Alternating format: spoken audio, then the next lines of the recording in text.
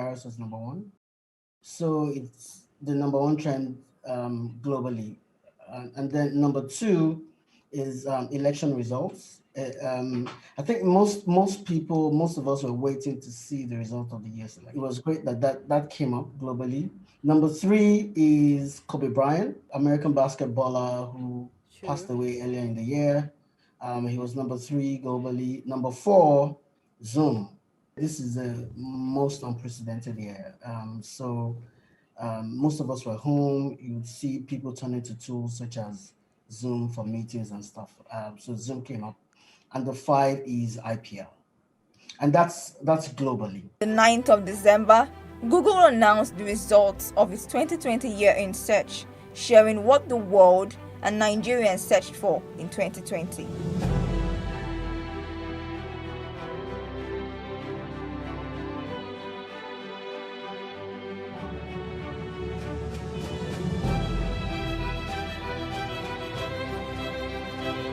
Google's 2020 year in search compiles the moments, people, topics, events, and places that captured the world's attention this year.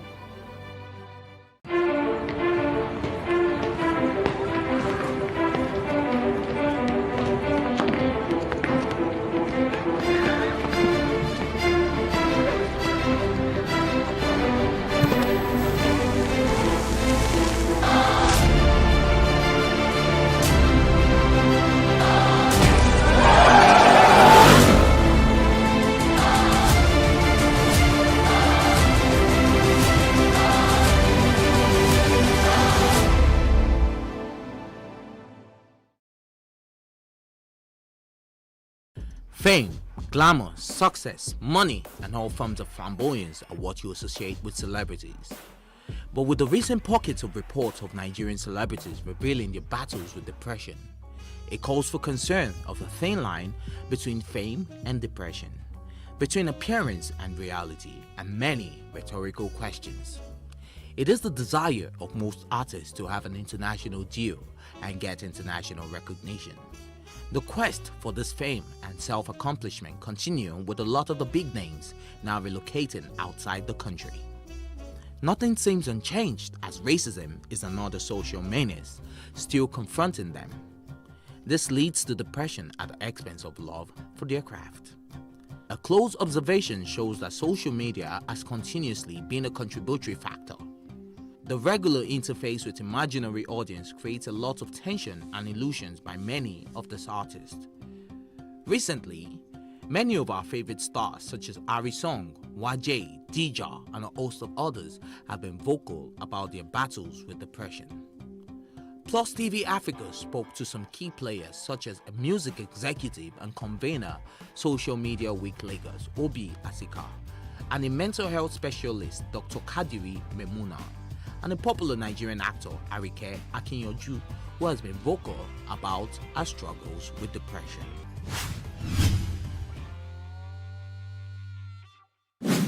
I think it is.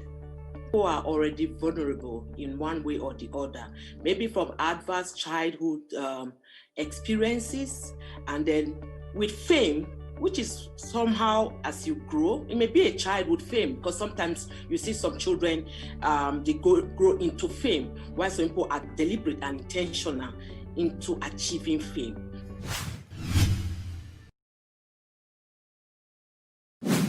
Famous people have to keep up with, entertaining us. Famous people have to keep up with a particular personnel. Famous people have to keep up with, with all the challenges, even if they are going through a lot. We do not want to see them down. We are following them for the things that we want to get from them.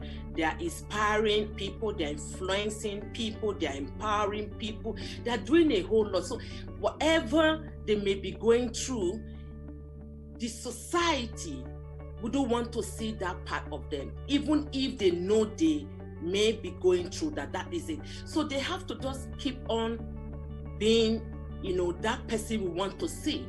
We should not be calling talents celebrities. Yes, they have become celebrities, but they became celebrities because of their talents, because of what they do. they are not just celebrities because they exist. So everybody, from my experience in life, all creative people have challenges in terms of putting together their process. And every time, it's like anywhere in the world, if you don't hear of your favorite actor for 5 years, it's one of two things. It's just A, they're not working, and B, they're not at this point in time getting offers. So what I would say is that a lot of people, if you work in the entertainment industries, if you work in those spaces, you will know that it is a high stress, high anxiety business. So therefore, the people who are working in these businesses are constantly seeking for affirmation and for support to see them through what they're doing. So in that regard, if you're in the public eye and you're constantly having to keep up appearances, it can become very, very difficult, especially if things are not going as well as they used to go in the past. There was a time in my life I passed through depression, but I think it's not because of my career. It's because naturally I'm not the type that, things people say get to. Fine, I feel concerned when they say things or they expect me to live in a certain way and I'm not living that life. I feel concerned and I feel like, but it doesn't really get to me. So if I ever had depression, it wasn't basically on my career level.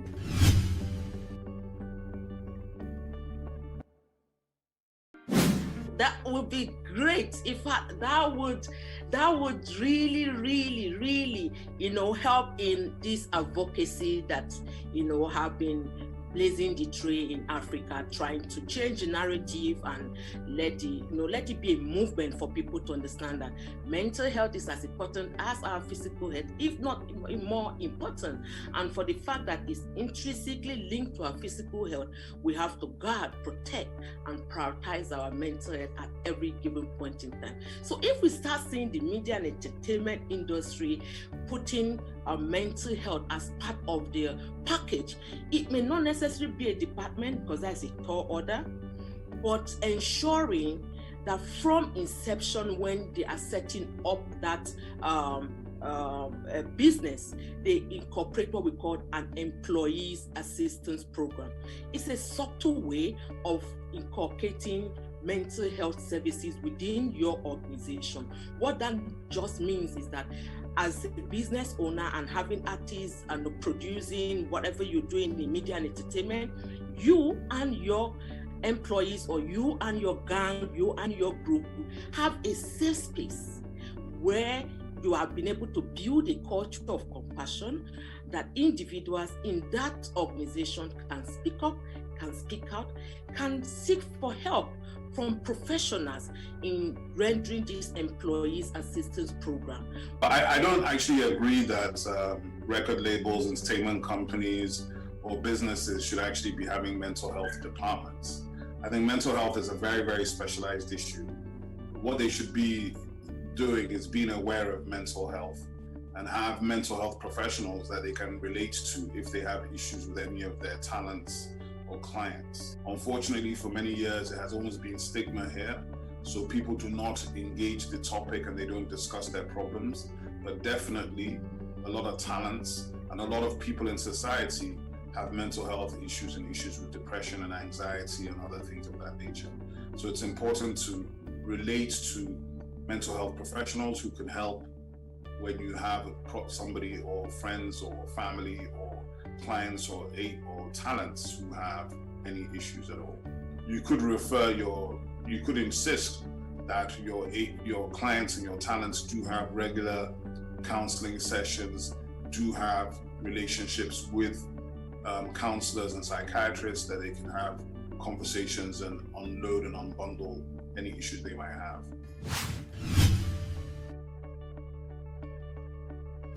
The best thing anybody can do is to stay engaged with the talent.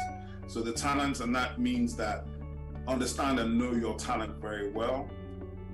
Understand what makes them tick, what makes them click, when they are happy, to be happy, or to be in a stable state of mind and frame of mind to enable them to produce their best work. And that normally is, if you're doing that, that means that talent has a strong manager. strong management is key. And that doesn't necessarily come from the label. That could come from the artist side, or the artist manager, the person that really interfaces every day with the artist. A lot of times the label is literally just there to provide distribution, retail, marketing, and finance. One dominant recommendation is for this artist to live in their realities and not all about impressing fans who change loyalty at slightest disappointment by their so-called quasi-demigods, whose foibles are as real as any man on the street. The story of Michael Jackson, who died in 2009, and later Whitney Houston in 2012, are few of the sad reminders that despite fame and pageantry, one's mental health must not be ignored. Reporting for Plus TV Africa, Ife Oshunkeye.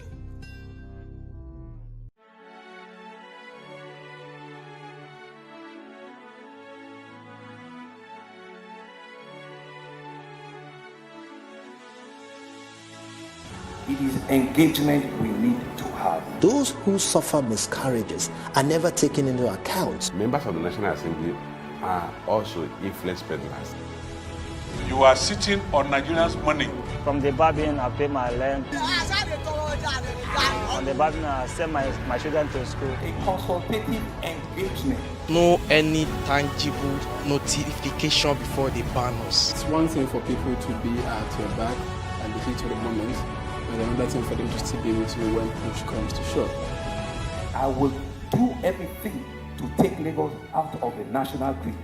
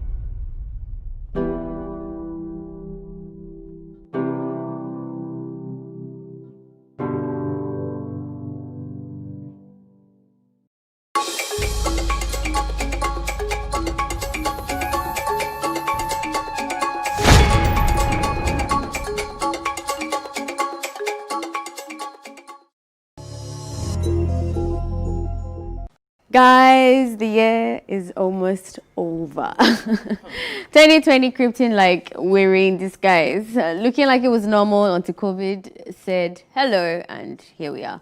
But you guys are here, we are here, y'all have been here, and I think we should be very proud and so grateful for that. But in case you're a first timer and you're watching your screen wondering, what is this girl up in her feelings today and what am I watching? This is Tea Time on Plus TV Africa. We are an entertainment analyst show that does it better than no other, if I like to say so myself. While sipping tea, we serve you with the hottest news, celebrity breakdown, and everything pertaining lifestyle. If it is hot, Ifeolu Oshunkeye and Eniola and I, myself of course, we will definitely be talking about it. Hello guys. Wagwan. Hi. What's going on? Yeah. Wait, I must say, I'm liking your vibe every day, always giving us lines. I think my year just became clearer. I had some revelations. Obviously, I cannot Male or share. female? Female friend. Okay. Then that female friendship is sweeter than anything else. And I just discovered that I was in something that I wasn't true, if that makes sense. Like when you think you know who this person is, or you know the situation that you're in, and that makes you obviously act accordingly, but you realize that the whole thing is a scam and all that. Well, it's kind of funny because it made me think about how small life is, and you cannot really outsmart life. Like you can think that, oh, I'm a bad guy, I have this thing all planned out, but there's so many other factors of life that you cannot control. Like I'm sure that thing I discovered now, that person wouldn't have known that a sleepover yesterday would scatter all their plans and all of that. So I'm actually quite excited because to me, even though I'm not religious, I'm quite spiritual, to me that is God's way of speaking to me that, listen, I'm helping you clear 2020, leaving the rubbish behind. Do you understand? Like I feel like I'm more ready to get into 2021 a lot more clearer. But are you guys clear for today's episode? Yes. Alrighty. I'm clear for 2020 as well. Yeah. It's so funny you just got your revelation, but it's good. It's never say it's never too late. Yeah, the year has actually not ended. There's a lot that could happen. Yeah. And I'm referring to the biggest viral right now, and apparently one of the longest to 10 years is floating all around the internet. Anyway, for those who don't know, Davido and Burna Boy got into a fight in a club in Ghana. Yes, they took our dirty laundry over there. A video is seen of Davido allegedly, obviously already agitated, and he pushed Burna Boy from the back.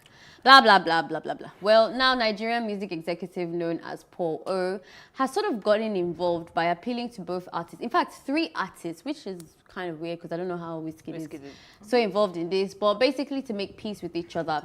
The Upfront and Personal CEO begged the trio to end their feud and focus on advancing the African culture that they're already doing. All of them are doing really fantastic jobs in that aspect. According to him, music unites people, heals the soul, and makes people dance. Thus, the need for the trio to set an example by bearing their differences. He urged Davido, Wizkid, and Burna Boy to take lessons from 2020 and remember how temporary life is, how much more there is to achieve, and how far they have come. And I feel like that's for anyone else who is even in a feud that is not as big as Davido's, whatever. Like, things can be a lot more frugal, like irrelevant, if you only look at the bigger picture. But your take, guys. Namaste. First, I think Polo, is just dishing out wisdom because this is the same take everyone is at. Like, look, the 3 of you are like the biggest experts from Nigeria. And the 3 of you now want to be in a triangle, of a beef triangle suddenly. Now, because I know Wizkid is getting dragged into it, and people will be asking, what's Wizkid's son? He didn't even get involved in the fight and everything.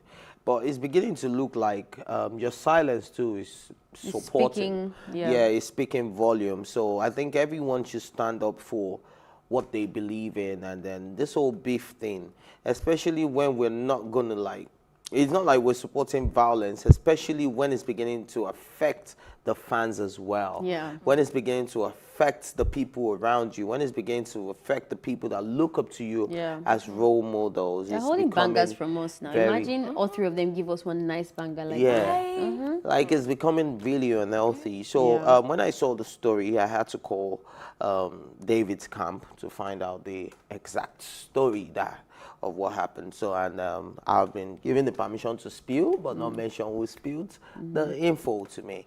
And basically, the inside source says that Burna Boy got to the venue before David, and they were playing David's songs. And then there's a video that has now gone viral of Burna Boy pointing at the DJ and like hollering at the DJ and like telling him, don't play that boy song in the club. I don't know if you guys have heard the song I'm referring to. And then what is David heard about Burna Boy's rage? That's Burna Boy is already getting angry, and then he said, it's going to show up at the spot. And Burna Boy saw David at the spot, went up to him, pushed him in the chest. But the guy in the video is actually not Burna Boy, probably Burna Boy. So the guy that was pushed. Thank God I read that script the way I read it yesterday. I was like, somebody who looks like them. So it's not actually, he wasn't Burna Boy Wow. pushed from the back. They said it's just, oh, this is American guy. That even after the fight is over, that what we saw was when everything was done. Do you understand? Like they were just taking David out of the club. Burna Boy had already been weak out already. Burna Boy wasn't in that space anymore. It was only Whiskey that was untouched because he didn't get involved. So Burna Boy had been taken out. David was also being escorted out. That not everybody. They physically fight each other. No, they just put it was a chest to chest push. Like show. Like, my brothers used to do that. They didn't. Yeah, there was no punch thrown. There was nothing. But they said Burna Boy was the first to shove. Yeah, so that's the thing, but it's from David's camp, so obviously I don't know how true that is as well. Yeah, because they said Burna Boy was the first to show, but I don't know if it was David. So yeah, whatever it is, I just hope they're able to handle this like grown men and just sort it out, because it's beginning to affect. Because I've been on I've been in the comment section and I couldn't go on because I can see the back and forth from fans too. I saw one that the fan said that I'll find you, I know your handle now, I know your picture, I know where you hang out. Do you understand? Like a fan was telling another fan, like, do you understand? Like it's becoming way too violent, and then I just don't like. And then some of them are trying to bring this whole cultism into it, and I just think it's really, really disturbing. And I think at that point, that's where the artists themselves should draw the line and be like, oh, yo, fam, our fans again. Can we just make peace? Can somebody be the bigger person? That's what's your thoughts on, very quick, what's your thoughts on the 10-year claim that this beef is 10 years old? It has nothing to do with Burna Boy. What Pato Rankin said has nothing to do with Burna. No, it's Burna Boy that said that Davido that started this thing, because he posted something on Instagram saying, when somebody said, you've been hating this guy for 10 years and blah, blah, blah, blah, blah. That's why I'm wondering who has been hating you for 10 years. Is it Wizkid? Is it Burna Boy? Is it... We really don't care. A lot of people feel like they hate them, but a lot of people don't know that sometimes hate is a blessing. It's okay for people to hate on you. I think that's easy to say, but... Trust me, it's not like it's easy to say. I for one, I know I'm one of the No one is one who feels hated at the moment thinks, wow, this is a blessing, this is nice, like, it's so easy to say. I think if you're hated and you're not doing well for yourself, then you would know that, okay, I am the problem. But when you're hated and you see that, okay, things are still moving smoothly. Just because things are moving, let's not... Well, what you said about the fans, I feel like some fans are actually happy. They thrive over this beef between their faves. Like, okay, where if Wizkid and Burna Boy have a problem, they're always happy and excited over it. So I don't think it's affecting his fans. So, but what he said was really, I actually admired him for what he said. Because what's his name again? Paul. Yeah, Paul. Oh. Because this, I feel like the sky is big enough for the three of them. They are both wonderful artists. Who have, even this year, they showed how amazing they are. They all released their album and it was back-to-back amazing. So I just feel like the sky is big enough. There's no need for all this beef. Even the fans, I think fans too, they encourage things like this, that, okay, my favorite is the best. And I think some of this feeds into the celebrity's view. That's my own. I feel like, okay, this fan is trying to compare you. You start having a problem with it. So I just feel like in Nigeria, this sky is big enough for everyone. You don't need to beef over this one. I mean, I think, to be honest with you, I think the fans are doing what the head is doing. To me, they're more of like the body. I think there's a lot of people who are similar, who have good relationships with each other in terms of colleagues or whatever. And the fans interact the same way. The bad blood between the Wizkid FCs and the Davido stands is because there is bad blood between Wizkid and Davido. So you don't think the fans influence it? Yeah, because before then, remember Burna Boy and Davido used to be really giddy. True. And I never saw that on my timeline anywhere. Even when there was comparison, it was healthy, it was banter, and it was fun. The fans are reflecting what is going on. They know that there is bad blood, so that happens. I don't know, maybe it's because the kind of music I've been listening to even before now, there's always been beef between people. Like, it's very common for artists to have that beef. Sometimes it looks like it's been scripted. Sometimes it looks real. I mean, somebody died. Tupac died from and touch on Biggie that as real well. Quick, but because the person in the camp also said that, look, that, look, you guys should not get involved, like, because these guys are enjoying this beef right now. It's helping their streams, it's helping the popularity. It's a cultural thing. So it's helping them. They said the only time that these three will have sense is when there's one young gang that just comes into the scene and is about to steal the show.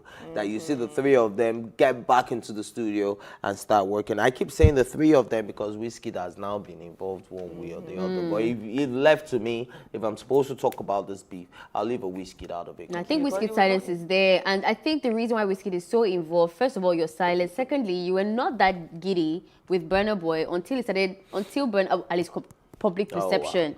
He wasn't that giddy with Burna Boy until Burna Boy started publicly trolling Davido. So it is going to be weird if you're all of a sudden really close to my enemy. Do you understand what I mean? Like you find the enemy of my enemy is my enemy type of thing, which is how I feel like the enemy of my enemy is my friend. The enemy of my enemy is my friend. It's a story. Yeah. So I think that's also where the mix is, because Wizkid is not someone that I feel like Wizkid is the most calculated for me. He's not somebody that can mistakenly jabber. I feel like that's more Davido. Davido is a lot more sensitive, and as his heart, he will say, if Wizkid wants to say something, he knows what he's saying. The fact that he was even there, the fact that he was silent, he knows what he's doing. Like he couldn't just. He knows what he's doing. He's very much involved in that fight, and he's picked his side. Well, I saw an interview of Davido where they were asking him how he felt about Wizkid not responding when he said, we wish them congratulations on his album and stuff like that.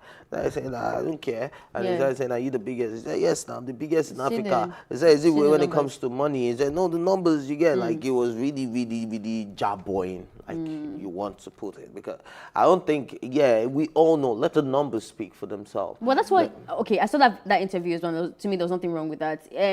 Wizkid not responding to Davido is the problem. It's rude. Because come on now. Wait. It came out when you released your own album. It came out to congratulate you. The least you could do is just say and it's not as if you're not replying to other people. So you see, your silence speaks as well. It's like for those people that say I didn't do anything, but that's the problem. The fact that you did not do anything is the problem. And also when he said that, before he said that thing of like look at the numbers. The interviewer was the one that was also like pushing for it, and he's not lying. Every promoter, I don't want to mention any other media outlet, that they've done all these documentaries on like numbers and stuff. It is very clear that Davido always takes the lead. Even when I remember getting those information, I was not a Davido fan because it stood out to me like, who's listening to this guy? Because I don't really care that much about his music. But since day one, he's always led. We've been on this table analyzing and breaking down the albums of the year, and he's still led. So it's not like as if he's lying or he's tripping. But anyway, let's go on a quick break, and I would leave you with Way Too Big by Burna Boy. Yes, the child. Enjoy.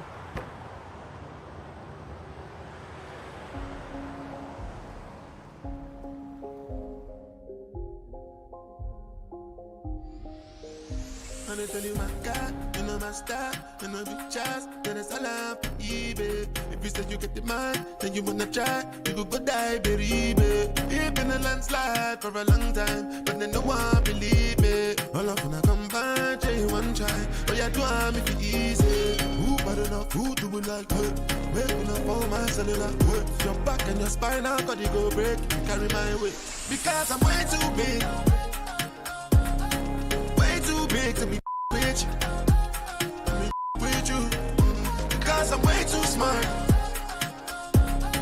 Way too smart to be with you. Try with you. Because I'm way too cool. Way too cool to be losing my cool.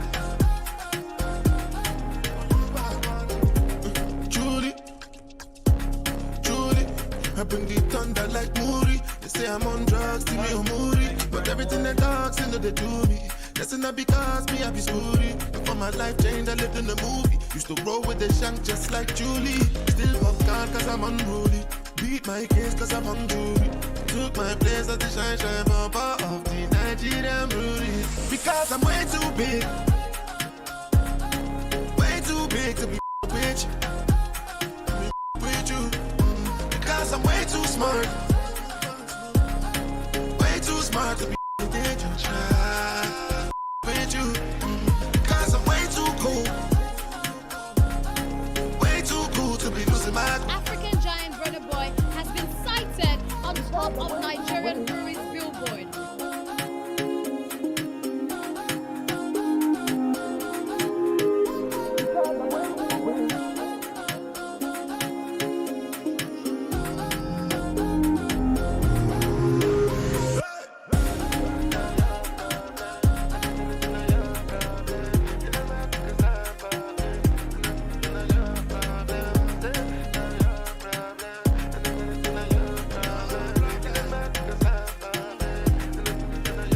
And I tell you my God, you know my style, you know the chance, then it's all up, baby. If you said you get the man, then you wanna try, you go die, baby. We've been a landslide for a long time, but then no one believe me. All of them come and change one try, but you do have it easy.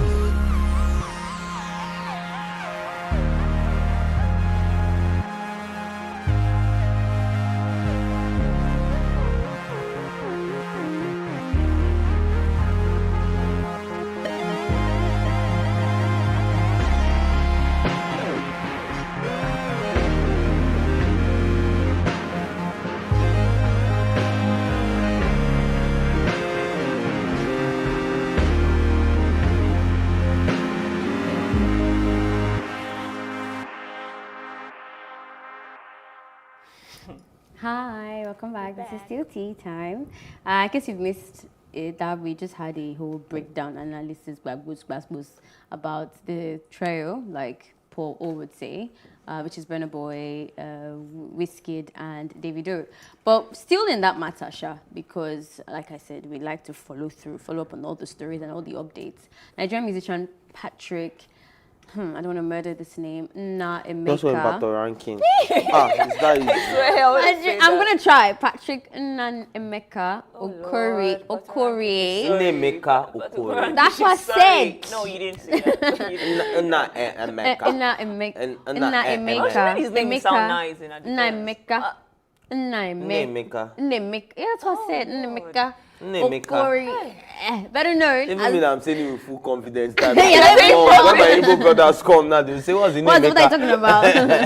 Anyway, Patoranking has shared a very cryptic message via his official Twitter account. The Abule Kroner was recently in the news for being endorsed by popular singer Wizkid. Anyway, he wrote that it is not wise for a person to hate on someone for over 10 years.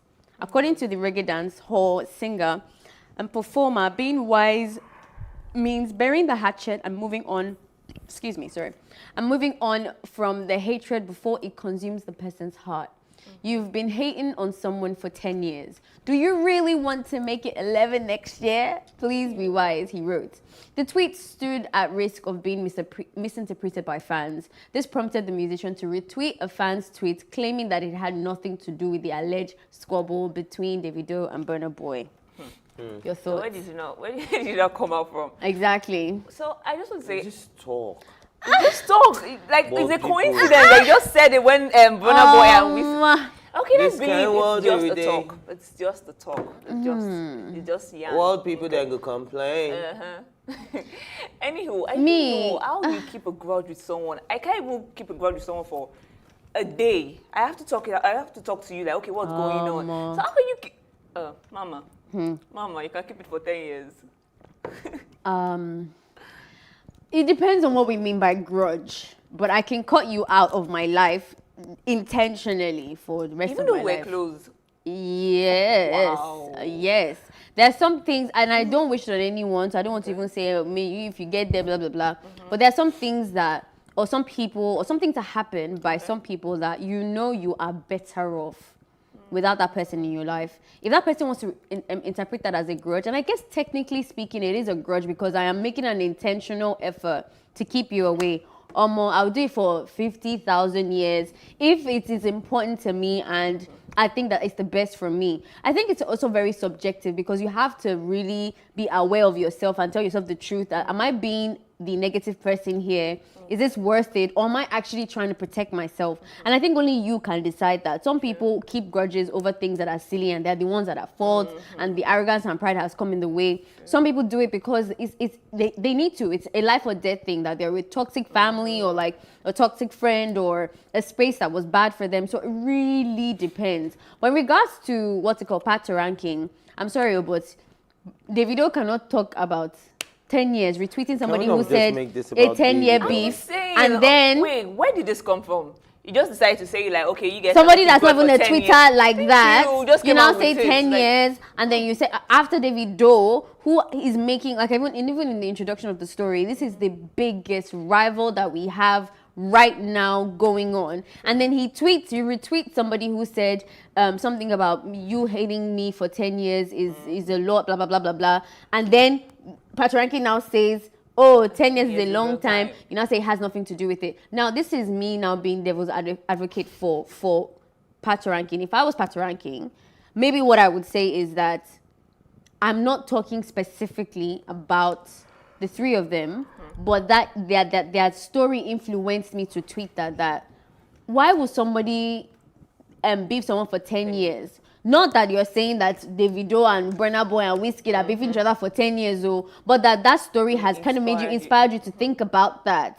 But for him to pretend why there's no connection. Why are you guys not thinking that, okay, Patoranking has also been in the game for a while? What if he's actually referring to, it's it's not everything that is about some certain set of people. Sometimes it's about your own personal experiences, and then it's just a slight coincidence that it's slight.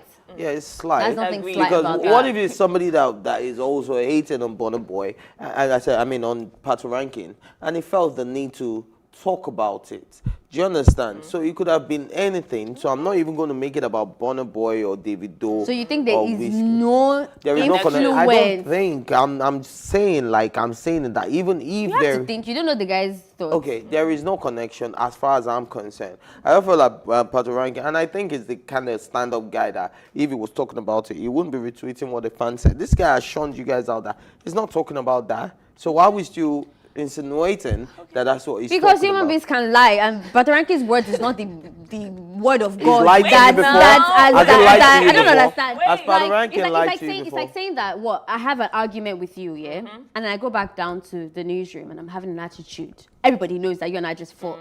I'm having an attitude, and they ask me, I'm fine. And then you now start telling me, and she said she's fine, so she's fine. Of course, there's nothing wrong. And that me being in the mood has nothing to do with the fact that you and I just fought earlier. Come on, guys. Okay. Come on, I beg that has nothing to do with Wizkid and Davido's matter. But 10 years is still a long time. I feel like, wait, what you said is actually quite insightful, and I really like that. When you were like, if this person is toxic to your life, maybe it's better for you to just cut them off and not talk to them. But I feel if you have a disagreement with someone, instead of just holding a grudge, just talk it out. Like, just don't keep it for 10 years. In regards to this Davido and Wizkid matter, I feel, and Burna Boy, I just feel they holding a grudge for 10 years is just immature. If you ask me, so speaking of maturity and cutting people off, now there's certain people that God has found a way to keep them away from your life, and God has found a way to keep certain people. There's certain people that you will chase from now to tomorrow. They would now do one right thing. You will accept them back. Yes. You will chase them again. They will come back and do the right thing. So God is keeping them there for those right moments that you need them. So I think age and time has taught me a few lessons about life. Wisdom. I need to drink some tea on that. Age and time has taught me a few things about life that, look, it's not okay to say you want to keep a grudge. Yeah, there are people that I know that I cannot relate to it on the same vibe anymore. Do you understand? Not ever, not in this life, not in the lifetime. But will I cut them off? I would always remember the good things that those people brought to me. And chill with them and involve them back in your lives? Because that's what grudge is. I'm not done. Okay, I'm just I said I would always remember the good things, right? And as long as I keep remembering that, I will still be able to show you face. Do you understand? Especially when it's like you need me to. I will be there for you. Will I invite you to my house to come and have breakfast? No. Will I invite you to my house to come and have lunch? No. Will I call you for my birthday party? No. But will I see you on the street? I'll be like, yo, bro. Yeah. It's not being fake, but it's just that there has been a cutoff, but there won't be a complete cutoff unless you're saying that that person had no impact in your life all along. What that person did to you was really painful? Exactly. Unless it's something that would have claimed my life or my family or something. Or your mental health. Or like, see, there's a betrayal. Like, you do expect there is levels to But age and time will teach you that you cannot hate somebody forever. You can't, no matter what. Forgiveness. Hate is a strong word. Is key. Yeah, I think hate is a strong word, and what this guy was even trying to say, like when you allow anyone to have that kind of power where they're they're eating you up inside. I think the people that I can count them, they're very, very few, not up to 5 people. The people that I know that I've made a conscious effort to cut away, I found peace doing that. So I know that I'm doing the right thing, if that makes sense. Like, I think it starts to get more grudgy when a friend hurts me and I've said to myself that I want to cut this person off, but I miss the person, I feel bad, like the person's birthday was there and I can't say happy birthday. Those type of things is when you know that you need to like find a way to make peace with the situation. And like Nife's method, say hi when you see each other, just, be cordial, but not every situation needs to be cordial. I feel holding a grudge, you're just giving that person too much space in your mind. You're making that person control your apart from too much space, your mental health that you're trying to protect your honestly, you're messing with it as well. Yeah, it's up to each person to decide how they want to handle a thing. If it's safe for you to cut the person off, as in and then the most irritating one is when other people feel like they feel the need to come and say something about how you should handle things. Don't teach me how to handle things. Let me handle things the way I want to. Do you understand? Like she said, she wants to cut the person off completely. It's fine. I'm not going to hold it against you, but I'm saying my method is I would not do that. If your method is also that I want to go and shoot that person, by all means, just let me know about it. No, I'm not like that. I like to, because I think especially when it comes to things that are emotionally hot. Okay. I'm going to speak for myself. Sometimes it can be a bit too blurry. I'm too close to the situation. Sometimes I need somebody else to come into the picture and say, Ife, relax.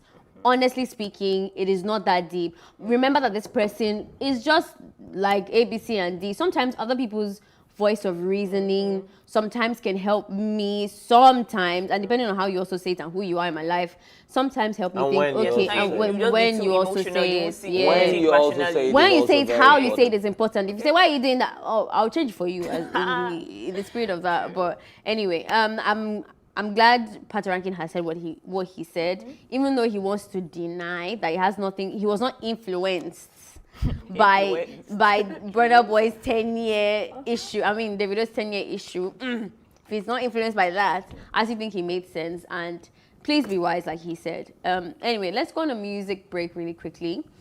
Get your dancing shoes on, have fun, but don't go anywhere because we'll be right back. We're still here for you guys. I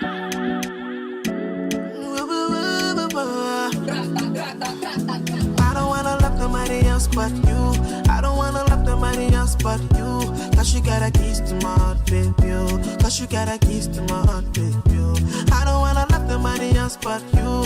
I don't wanna love nobody else but you. Cause you got the keys to my heart, baby. Cause you got the keys to my heart, baby. Yeah.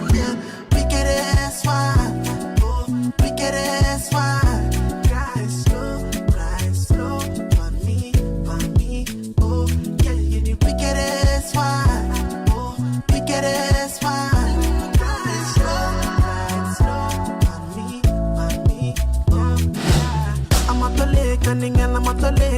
Me not be wait on the girl wanna roll it like a tire. She wanna put it on fire.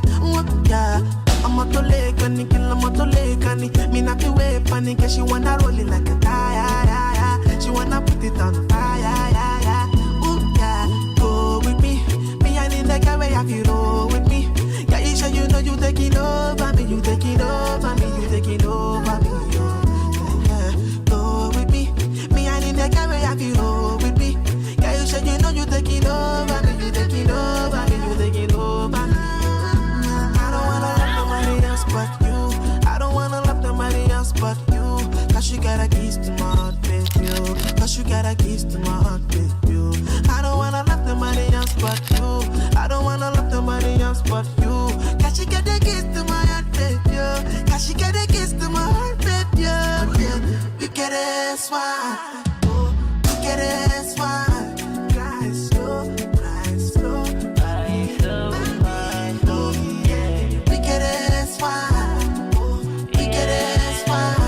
Ride slow, on me. You giving me life, giving me passion. You giving me vibe, giving me energy. Baby, kill up the fire, kill up the fire now. Kill up the fire, kill up the fire now. I got my need to pay attention. I'm feeling your vibe, feeling your energy. Baby, kill up the fire, kill up the fire.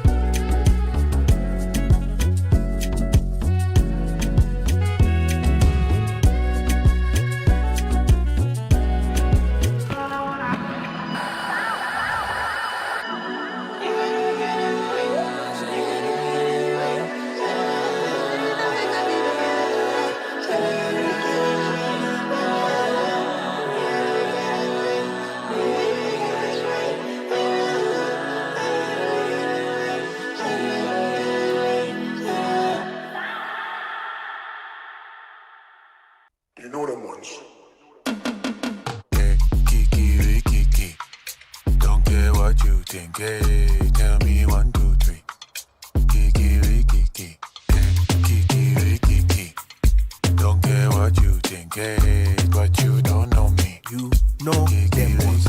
Oh, I hear you on yarn like you know me pass. Yeah, you know fire, you just know to bash. How you go flex like you got G pass? As in why you go vex, you be dominas. Go and tell him I am not the one. No sir. I'm more bad, lie, you could run. I'm what they chop mouths for the fun, so sorry love, to be fair, I'm a boy. Hey, I know give them face me. I just run my race, go. Go from state to state, I'm on. Love, I know they chase. Sun up, sun low, won't feed me let come low, come pro, won't see me there. Sun up, sun low, won't feed me let come low, come pro, won't. But I tell them, say, Kiki. Don't care what you think, hey, tell me 1, 2, 3. Kiki. Oh yeah. Kiki. Don't care what you think, hey, but you don't know me. Kiki. Are you entertained? Why you still fuming with your hits? It's okay, I beg, sit down. I do, I'm JJ, don't give them pepper. Spirit so white, would I be sele? I am sorry, oh yak belle. Like you think you know me, oh yak besse. Come on, law, you could see more. Matter of fact, if you want it, you could be more. Don't be silly, Kiki. It's all love on the side, come and see me. Sun up, sun low, won't feed me let come low, come pro, won't see me there. Sun up, sun low, won't feed me let come low, come pro, won't. I would never compromise. Kiki. Don't care what you think, hey, tell me 1, 2, 3. Kiki.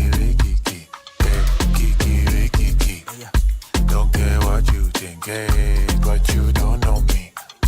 Kiki. Oh yeah, tell them. Waiting. Don't be silly. Oh yeah, tell them. Kiki. I beg. Oh yeah, tell them. Don't be silly. Oh yeah, tell them. Closer. Kiki. Don't care what you think, hey, tell me 1, 2, 3. Kiki. Don't care what you think, hey, but you don't know me. Kiki.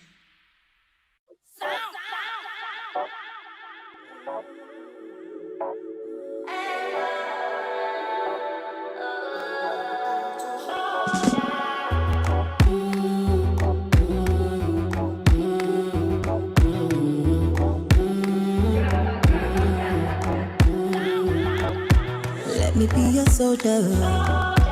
If you need somebody to fight for you, let me be your champion, babe. If you need somebody to win your races, let me be your bodyguard. Baby, when you give me the keys to your heart, say me gonna never go nowhere, oh no. Say you be my bestie, I need your love. My bestie, me no take a guessing. I beg you, make I hold you down. Say you be my bestie, my bestie. Me no take a guessing. Oh, I beg you, make I hold you down.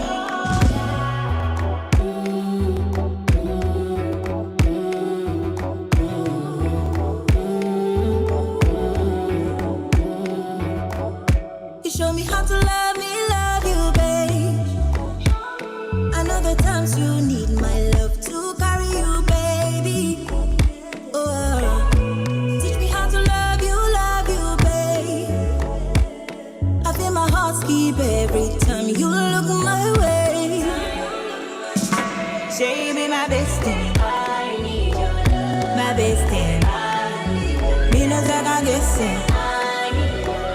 I beg you, make I hold you down. Say you be my bestie, my bestie. Me no take a guessing. Oh, I beg you, make I hold you down.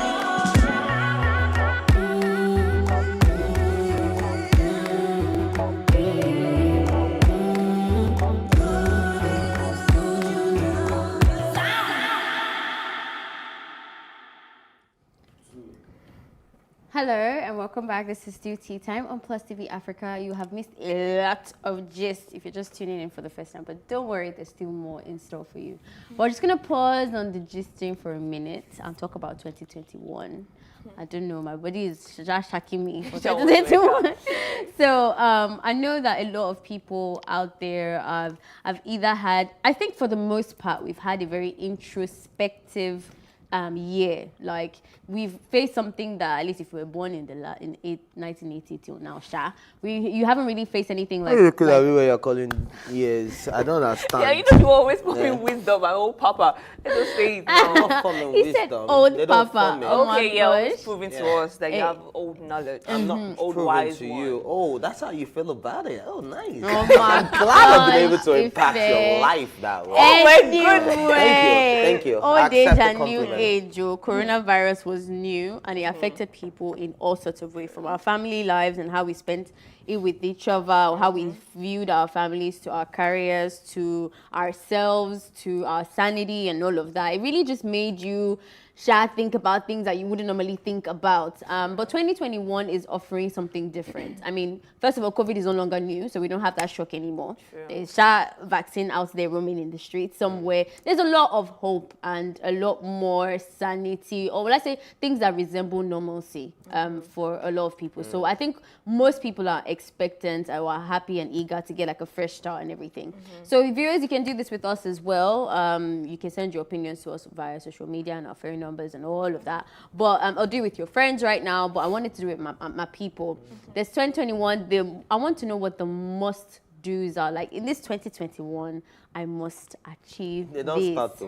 And I must do this. My village people have come again. Everyone is scared of What- doing that. Like, what okay, don't let As us in, jinx 2021. This is my village people, they are What- here. what? They've sent the What do we do wrong? Auntie me.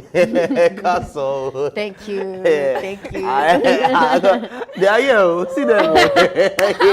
What's the problem? Me, I will not put the cats before the horse this 2021. See, Can we I'm just scared jump? about doing that. Can we just jump? Let's not jinx 2021. They are so what's Yes, the so, word? Vision 2020. Superstitious. Vision So you don't have anything that, I'm not saying you should tell me your brain box plan, but like things you that want to are achieve. things that are share. I tell you don't have anything that are shareable. I'm one of those people that you want to get married and we find out on social media the day of your marriage, or Nigerians can travel. after. Oh my gosh. You can't want tell to people. travel, they're like, my mom will be like, don't tell anybody. Before on that Let's table, spray and rub when I oil get on all back, your I'll tell you, like, okay, I suitcases. actually went to They this rub place the and I'm oil. back. Please, babe. I rub it. I rub Azu. Okay, I'll start then. Okay. I think Let me be your mom. Ifeoluwa. Joe, No, you know this is not the this is a abroad. public- This is a public This is not the thing. abroad. I don't understand. You know she will not tell you Juju like doesn't that. like to cross borders. Juju doesn't have visa I think or so. something. Because it seems not like in Nigeria. it seems like when you are in Nigeria, all your village people can access you and all that. The minute you go to just small Ghana or South Africa, They're the good. Juju people You're don't good. come anymore. See, Juju is your government. Those are the that's your real Juju, nothing else. But anyway, for me, I think the first. Very so extra. Darling. Okay. The first thing. Your mom will thank me for this Oh later. my gosh. The first thing for me is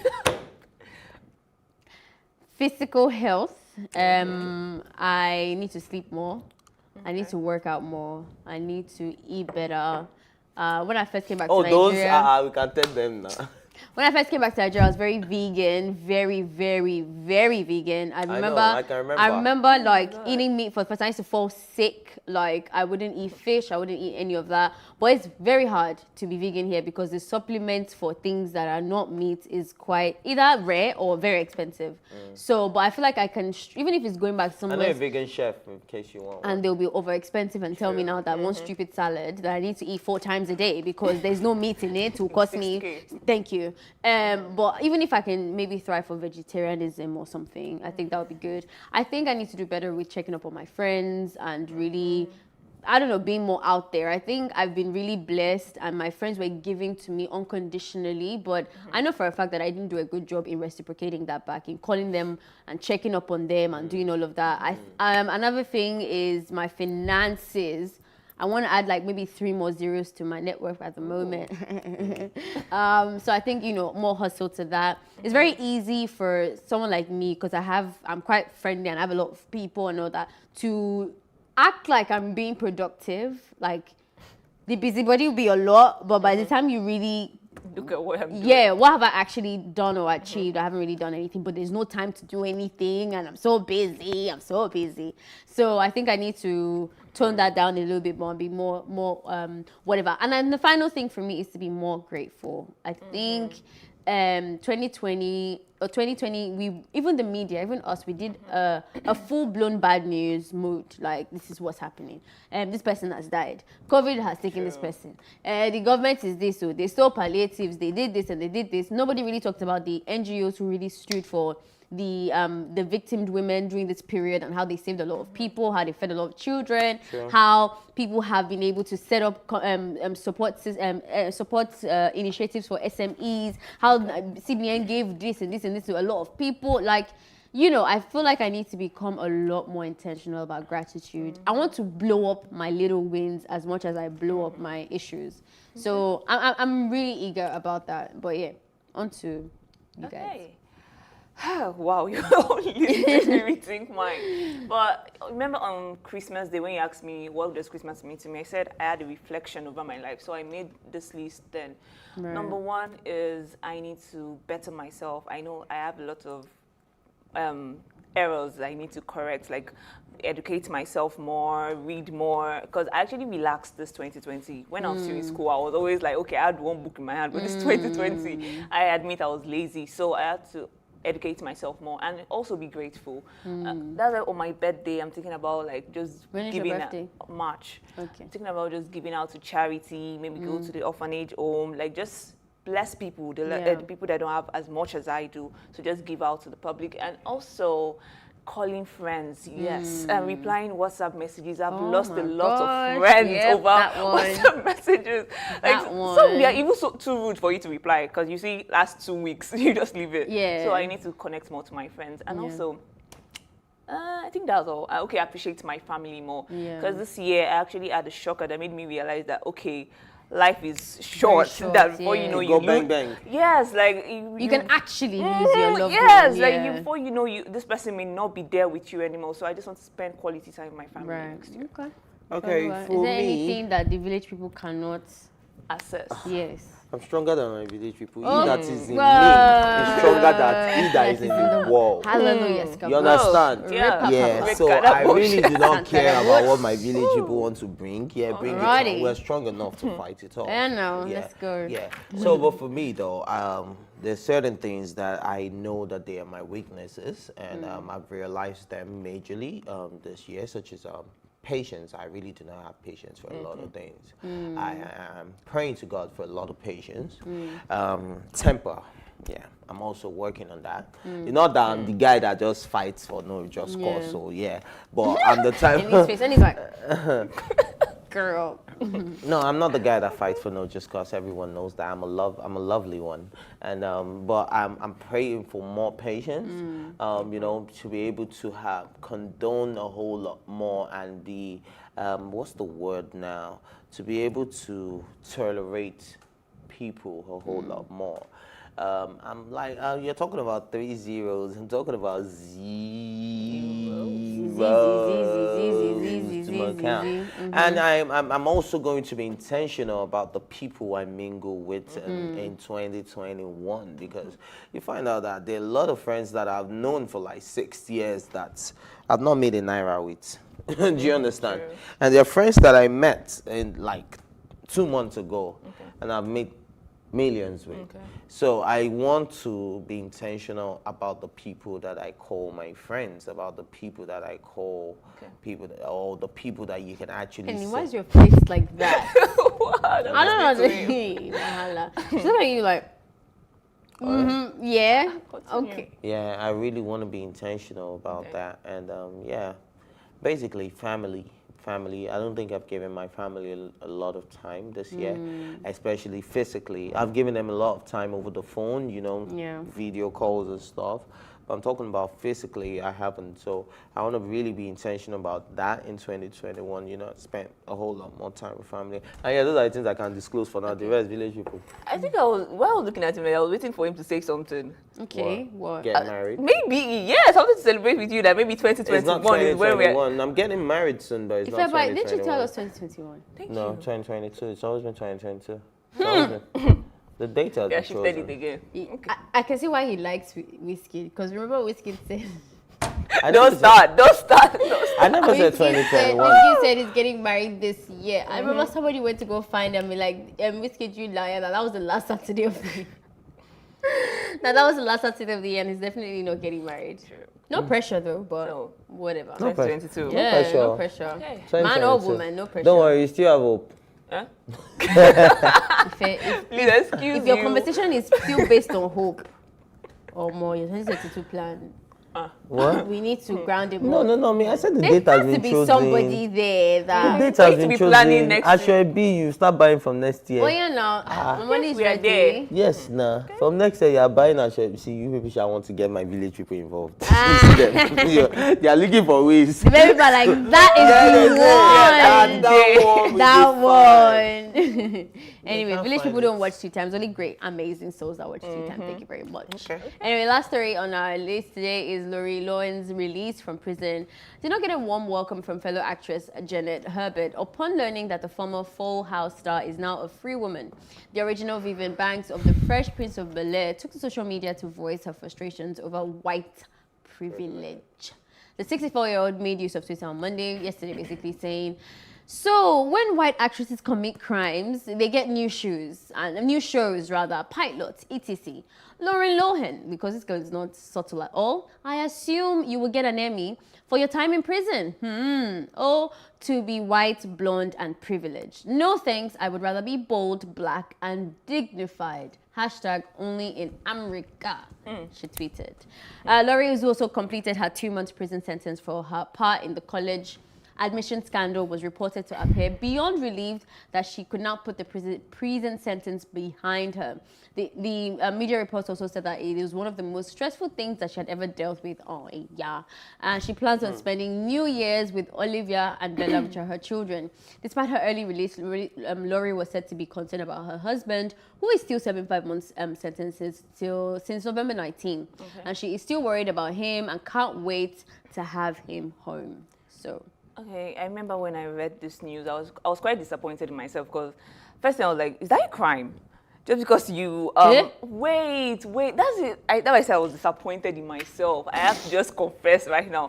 Because wait, what? Okay, go Why on. would you even let us know that? Can I finish? Oh, yes, no, Yes, sorry. go on. Thank you. This is a safe space, no judgment. Oh my God. We don't judge you. No, No, judgment. nah, it's not your judging tone. you at Can I all. learn? It's Yeah. okay to be blonde and beautiful. Oh my Oh God. my goodness. The reason why I actually said that, because it's kind of normal Here. in Nigeria. Okay, I feel attacked right now. Can you guys like lean back? Hey, wahala. But seriously. No, I feel you. Like, it's kind of normal because most universities, don't let me say all, because most universities, that's how they get admissions for their... Wow.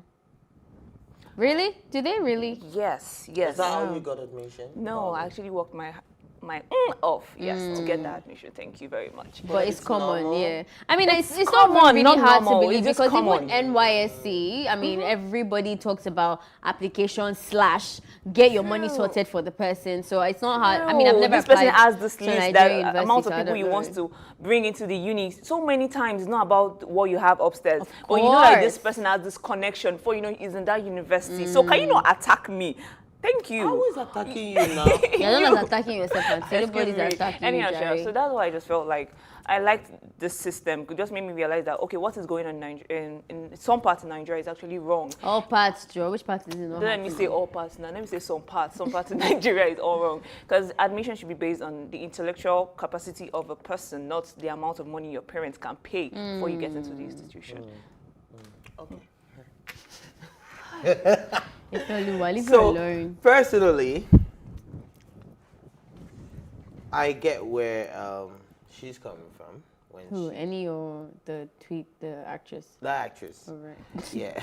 Sorry, Annie. I don't get where Annie is coming from, to be honest.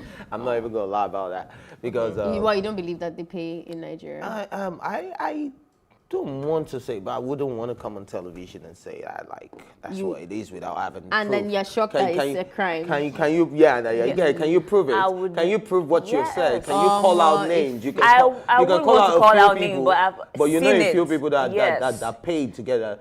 Please, police NG. Yeah, you're not aware. My Instagram handle is @Eniola baby. I'm kidding. That's not my Instagram. Yeah, baby. Extra Y. If you can't spell the baby. No, you have to pronounce it. You don't know about Instagram. Open your Instagram. Eniola baby.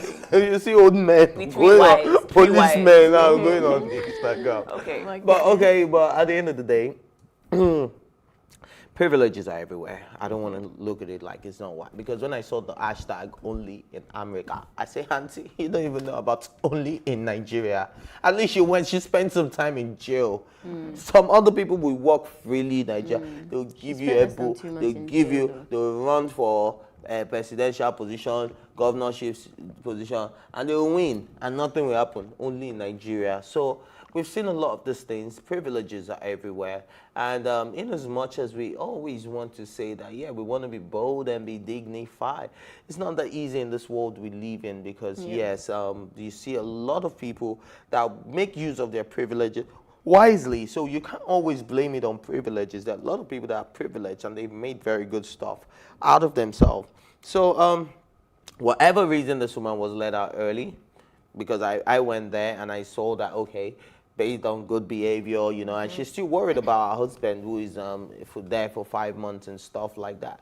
So I get it that this may be a bit difficult for her being the celebrity she grew up, but like we always say on this table, if you do the crime, get ready to do the time. So I have absolutely no sympathy for this woman, whether it was the most difficult period of her life, whether it was. And I think the way they were putting it out there, like we're supposed to, she has done. And also, I think the actress was spitting facts to say that there is racism and there's a huge disparity. Yeah. I mean, mass because if it was a black person, it wouldn't everything. even be 2 months and it's fine. Yeah. It wouldn't be 2 months. I don't care if you're more. singing the gospel and cleaning that studio and you're on best behavior. But anyway, we have to go. Unfortunately, that's all that we can take. I don't know. When the time the gist gets hot, there's no time. But I'm going to leave you with a music video. But thank you so much for watching. Join the conversation on social media with the hashtag #TeaTime or tweet at us at +TV Africa. Remember that you can catch up on all our previous episodes, including this one. So if you came in late or halfway through, you can go on our YouTube channel at +TV Africa to catch up on everything. You can also see my face and my co-anchors' faces on RTTV and in London on Ben Television. A big thank you got to my co-anchors, Ifeoluwa Shuke and Eniola Baby, for keeping it jiggy. Alrighty, girl. Okay. Of course, the entire production team, thank you so much for always having our backs. My name is Ifeoluwa, your favorite. I know I'm your favorite. But anyway, this is a video from Charlie Boy. Enjoy. Hey,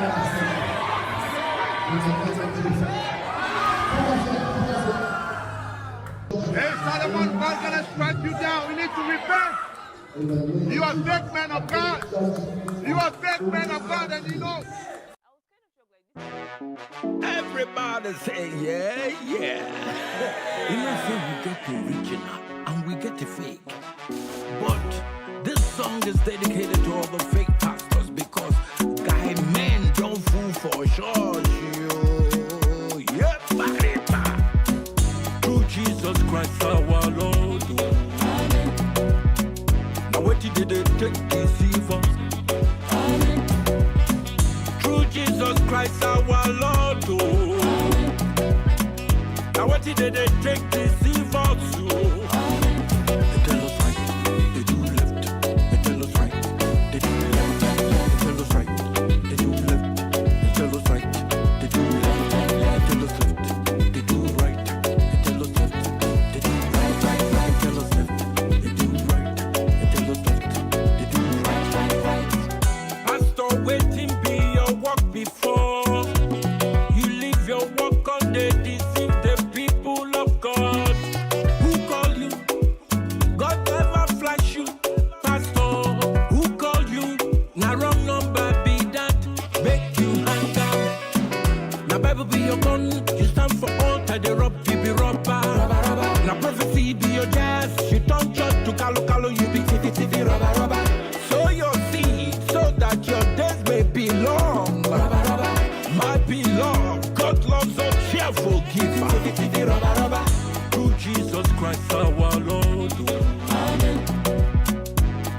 did they take deceive us? Amen. Through Jesus Christ our Lord, oh. Amen. Now what did they take deceive us? Oh. Amen. They tell us right, they do left. They tell us right, they do left. They tell us right, they do left. They tell us right, they do left. They tell us left, they do right. They tell us left, they do right. They tell us left, they do right. They tell us left, they do right. I go come, you if you have cash, if I for that. I'm a robber, somebody call a lover. Cause you go speak on, we go stitch up. Santori show, Majekusi. Bantaliski, Salamaya. Skaboshi, Skabasha, Sakura. Solomi, Salami, Sativa. You tell me make a touch, not your anointed. But your anointed, they touch our youngest. You take advantage of all our problems. Now our prosperity, they always be in subject. But now we be in subject. Check out for context. Tight when we drop, when you drop, when you don't flex. We there for church, we they pray for resurgence. We see they wait until the day they blow the trumpet. You took them, I go come. You took them, I go come. Talk to your God, human being, no be your God. My sister, talk to your God, human being, no be your God. Human being, no be your God. No, they move yourself for miracles. Cause they go deceive you. After everything, they go leave you. That's why me and they pray to my God. I go to do my things my way. They say I dey grace. Cause I dey my lane, I know they do my things their way. Area Father day for you. Area Papa care for you. Area Father day for you. Area Papa care for you.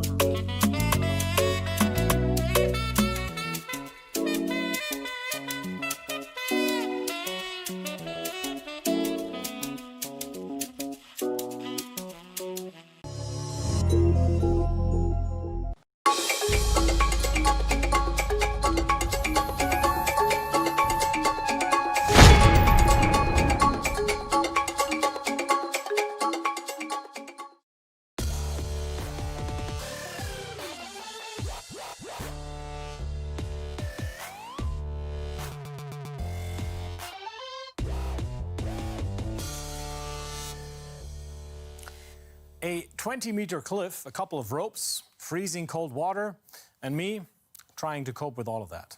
I did make it down in the end, but this outing with a couple of guys really had me testing my limits. And that's precisely our topic this week on Made, leaving the comfort zone. I'm Chris Kober, welcome. We don't want to be bogged down with details, do we? It is the result that counts. Well, sometimes it's the details that unveil an inconvenient truth. Take meat production. We know that for us to be able to slap that steak on our grill, an animal needs to die. Often enough in anything but a gentle or respectful way. Our reporter Kai Steinecke, an avid meat lover, decided he wants to leave his comfort zone and does want to know how the sausage gets made, literally.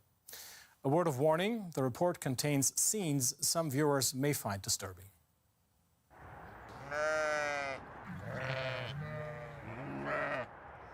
Hello. Hello, hello. I am going to slaughter one of these animals.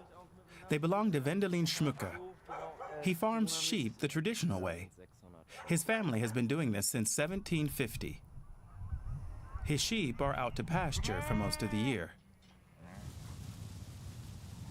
But it's hard to find enough grazing land. The sheep need about a hectare a day, that is. A hectare every day? Yes, a hectare for 700 sheep. So this whole field is only enough for today. When they've had their fill, the flock will go home to the farm. I hope the ones that I'm gonna slaughter are going to be bigger.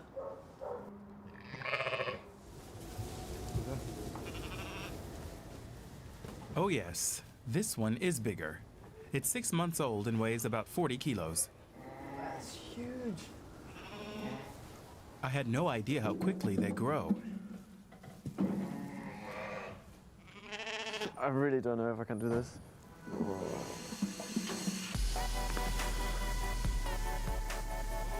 I'm grappling with the fact that we kill animals so we can eat meat, and that I'm going to kill this lamb. First, we have to take it to the slaughterhouse. Yeah, you really can feel the 40 kilograms. It's a 10-minute drive, nothing in comparison to the lengthy journeys to the slaughterhouse that livestock often face. Marco Kerr will be by my side throughout the process. He's been a butcher for more than 10 years, and he only slaughters what people bring him for their own consumption, like this lamb that I've bought. Das ist das Schlachthaus hier und hier wollen wir das gleich drin machen. What was it like for you the first time? Ja, das erste Mal. Yeah, you don't forget the first time. I had to leave the room. It was all a bit much. Das war ein bisschen viel. Gar nicht so, Not because of the blood, but the fact that an animal is dying. Und das wird dir erst bewusst. You don't really grasp that until you see it. And when it's done, you can't undo it. But we'll manage. Wir schaffen das schon. Wir schaffen das. Oh God. Marco shows me how to use a bolt gun. It destroys the sheep's brain, and it won't feel anything afterwards. Ein bisschen Gewicht und locker in der Hand halten.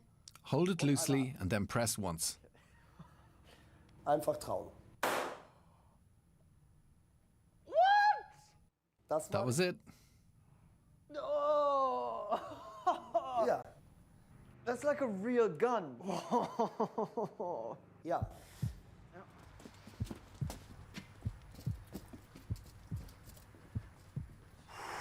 And now the lamb's head is in the firing line. All is good, all is good. Oh my God. Höchster Punkt. Ja.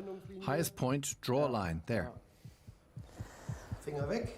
Take your fingers away. Immer den Finger weg. Ja. So. Auf. On the head and pull the trigger.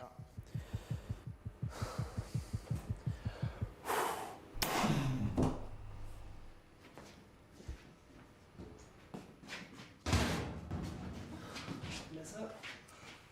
Knife, slice it through, all the way. Durchstechen, richtig. Durch. And again. Müssen wir einmal. Oh God, Jesus.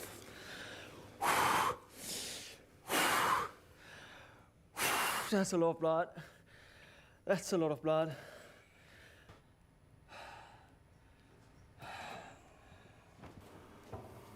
Das war's. That was it. It's over. Hat er's geschafft.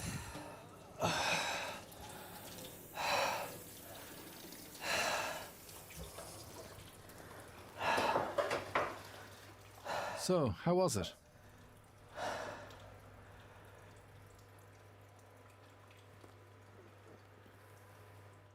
It's all happening so fast. I think I'll need time to process that.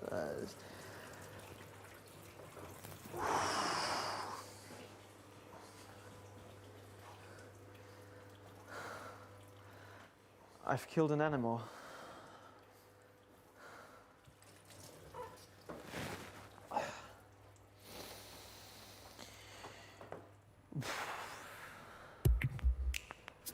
Super geschossen, wirklich. Great shot, really. Wirklich sehr gut. But that was just the first step. We're still a long way from having any chops or sausages. First, cut off the head, then the legs and the pelt. That's easier than I'd expected. Das bedeutet dann aber auch This so, isn't mass production. kann ja nicht Not everybody can get a lamb like this. mehr oder weniger. Das ist so. That's true. But that's what makes it special. And it's what makes it sustainable. People approach the whole thing in a different way, especially with an animal like this. Gerade bei so einem Tier. Genau. We still need to get rid of the guts. Genau. Einmal über Nacht in die Kühlung. Kann's abtropfen. Now it's left to hang overnight. That makes it easier to process. I think what happened back in that slaughterhouse will forever be burned into my mind. The noises, the sounds, the smells, but it's the only way that sustainably eating meat is actually possible, because doing this in the masses of meat we eat today is absolutely impossible. But still, for me, I don't really know if I'm ever gonna walk into a supermarket again and be like, yeah, I'm gonna eat that meat. The next morning, it's time to harvest the meat we've worked so hard for. Taking the carcass apart isn't any easier, it turns out. And there goes the shoulder. Yes! About 20 kilograms of the lamb are lost in the process, mainly the pelt and the guts.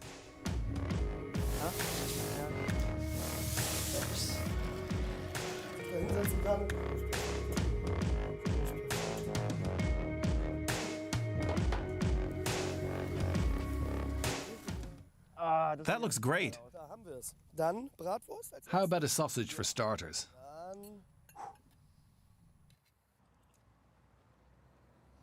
I'm not going to lie, this tastes really, really good. And I don't feel guilty about it because the lamb had a good life and a good death. And I'm not turning vegetarian, but it's only for special occasions, really. When you slaughter animals like we used to do 100 or 150 years ago, and like we just did, you also need to eat meat like we used to 100 or 150 years ago. That means only a steak a week, and that's it.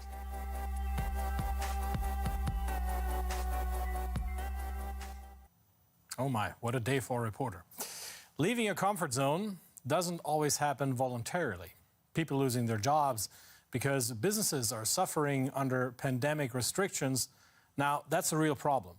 But maybe this crisis can also offer opportunities. Entrepreneur Ernest Darko might have some advice for you, even if you're not into large-scale health systems development like he is. The COVID pandemic has really turned the world upside down. So here are the 5 tips to boost your career in the context of a pandemic. 3, 2,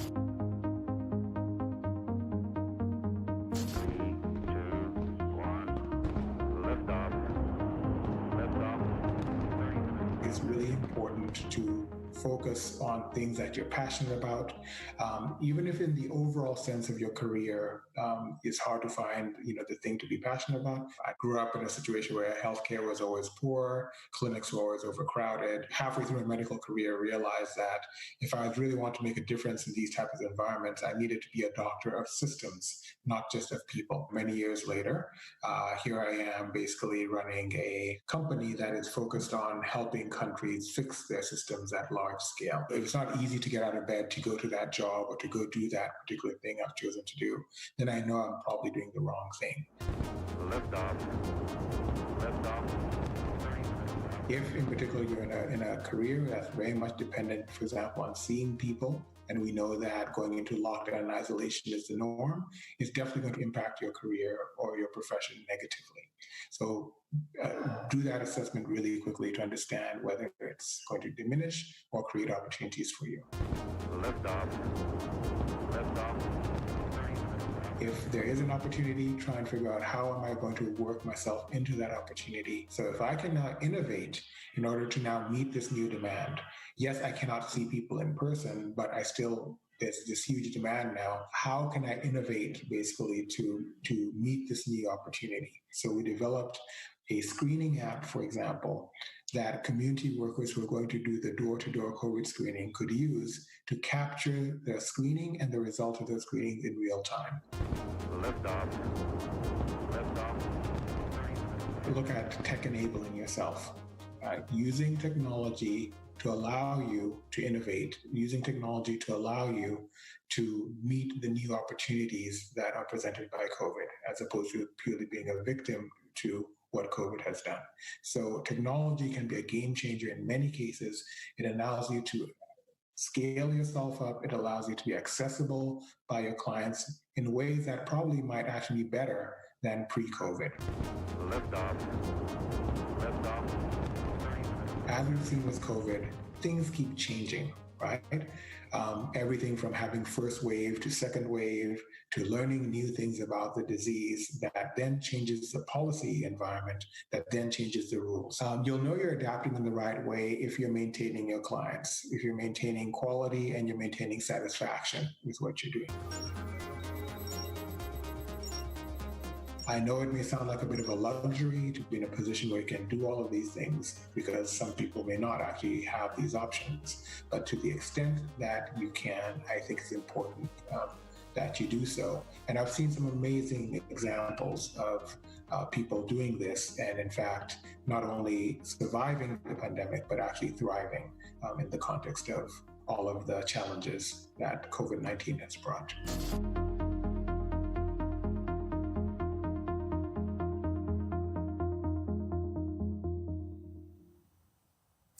Readjusting your career can be difficult, no doubt, particularly if your plan was to have one of the coolest jobs ever, flying a plane.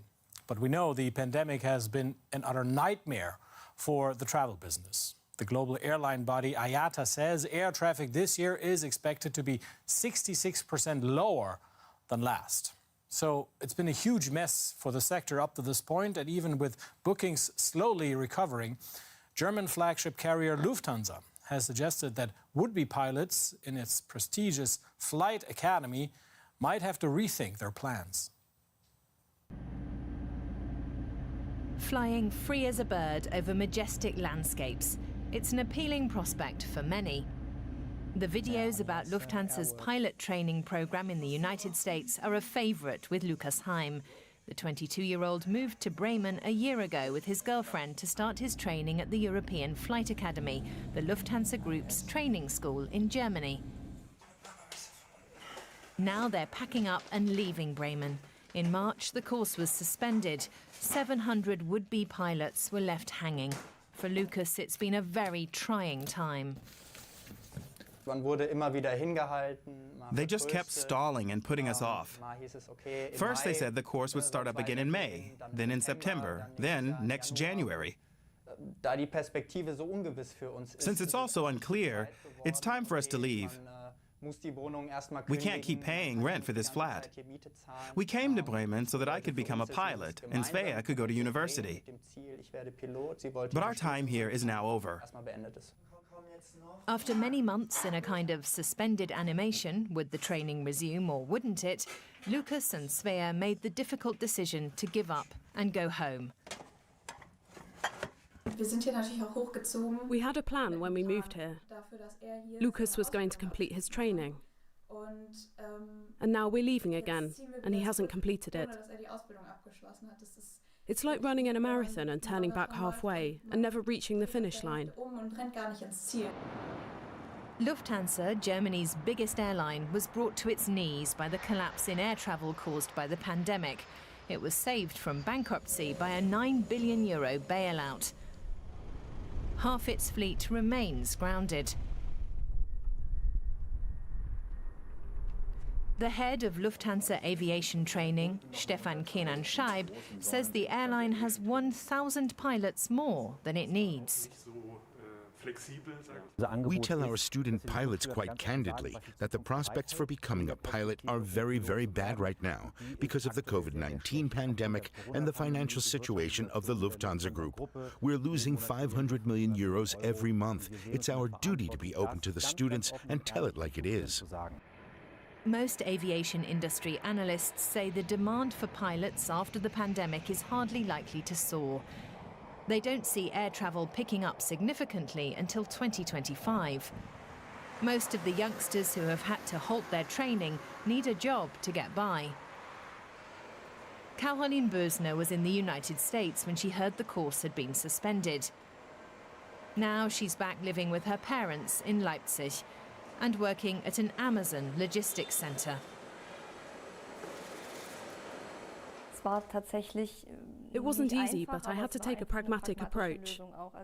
I knew I couldn't just sit around at home. I had to do something. And it wouldn't be a bad thing to make some money. You don't earn anything as a student pilot. On the contrary, it's more like burning money. Many student pilots now find themselves in a precarious financial situation. They are by far not the only group of people in need of work, as the pandemic and ensuing lockdown measures shuttered entire industries. People who worked in tourism or food service are coming to us. They say either they need a job as a stopgap measure or they want to change careers entirely. Caroline Bösner says for her, working at Amazon is temporary. She's not given up her long-standing dream of becoming a pilot. She remains as committed as ever. I absolutely still want to fly. I'm not going to give up on my dream. It's anchored within me and it's not going to go away. I flew all over Florida. It was fantastic. And then suddenly I was back in cold Germany. I can't imagine doing anything else. So I have to find a way to finish my training. If need be, without Lufthansa. 200 minimum. The enthusiasm may be great, but facts on the ground are not encouraging. Lufthansa has recommended its students actually give up rather than wait for the course to restart.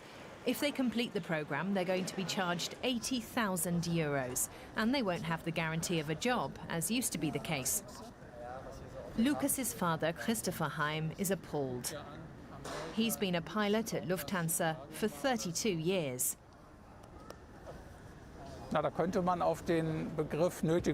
This sounds to me rather like coercion. If I agree to terminate the training contract, everything will be fine.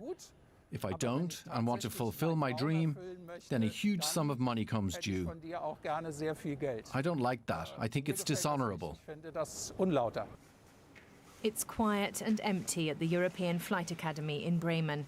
This is the first time Lukas Heim has been inside since March. He too remains determined to become a pilot, despite the difficult conditions prevailing right now. Though he says he doesn't yet know how he's going to do that. What I would like is for them to say, when we restart pilot training, we'll take you guys first. Or that they at least certify our test results. But Lufthansa has not made any such commitment. Nor does CEO Carsten Spohr have any words of encouragement for the students. He's people too, but I think we have to face reality. In the years ahead, there are going to be too many people for the jobs available. Anybody planning a career in aviation has to take this into account.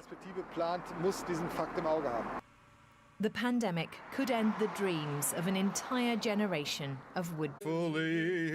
Oh, how merrily Christmas comes with its grace divine. Christmas comes with grace in this of all years? Really? Krieger, is that you? What are you doing here? How about a bit of Christmas in these troubled times? Come on in, we can decorate and we can chat.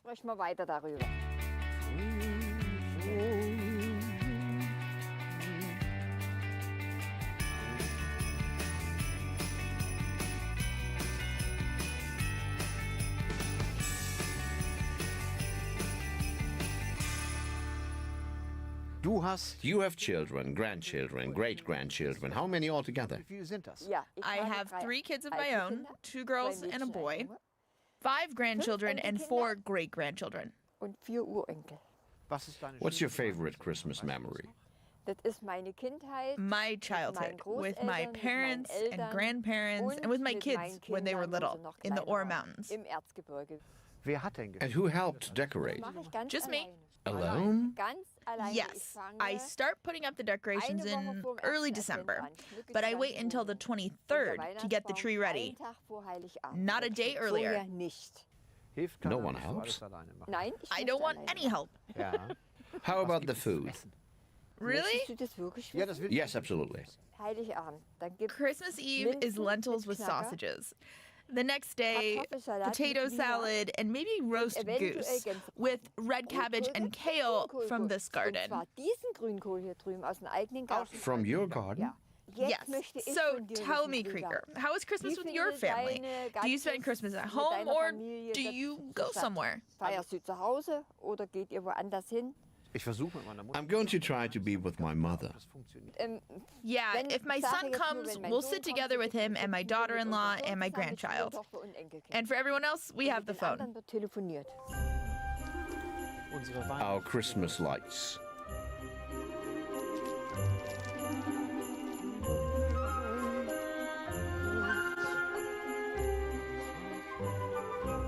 Suddenly, people are so important again. Forget about the presents. Christmas won't be cancelled. It'll just be different.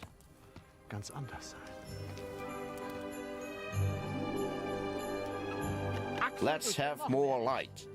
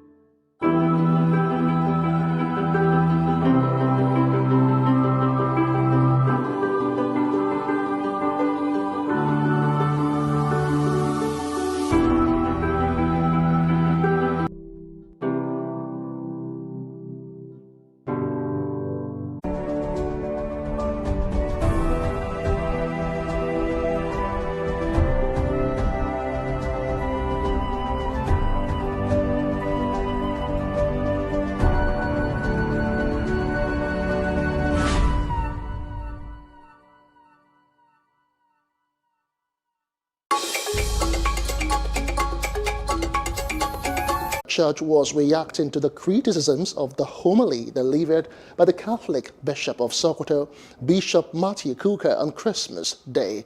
Kuka and party Kennedy Chigozie, who confirmed his death, said that a public announcement would be made soon by the party. Well, back here in Lagos, dozens of people have gathered at the headquarters of the National Identity Management Commission, NIMC, in Lagos and Abuja to register for their National Identification Number, NIN. In health news now, Nasarawa State has confirmed 7 new cases of COVID-19, bringing the total number of cases to 728 in the state. Of the COVID-19 spread fast and was more lethal. Here attributed the spread of the second wave of COVID-19 in the state to the relaxed attitude of the people towards the preventive protocols prescribed by the Nigeria Center for Disease Control. Meantime, UN Secretary General pandemic are crises that can only be addressed by everyone together as part of a transition to an inclusive and sustainable future. The central ambition of the United Nations for 2021 is to build a global coalition for carbon neutrality, net zero emissions by 2050. Every government, city, business, and individual can play a part in achieving this vision. Together, let's make peace among ourselves and with nature, tackle the climate crisis. 26 this year released a new election timetable stating that from January 7 to 14 next year, the election of the upper house members will kick off. The Electoral Commission also said January 5 was set as the deadline for the registration, formally leaves the European Union to keep up the existing flow of goods. The trade ministers of the two countries signed the agreement in a televised video conference call. Turkish Trade Minister Ruksak Pekan said the deal takes effect from January 1, 2021, ensuring a quick transition after an existing deal ends at year-end.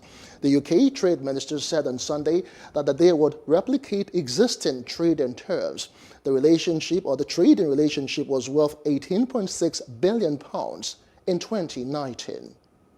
We are able to sign that agreement just before ending the transition period of UK being the 1st January 2021.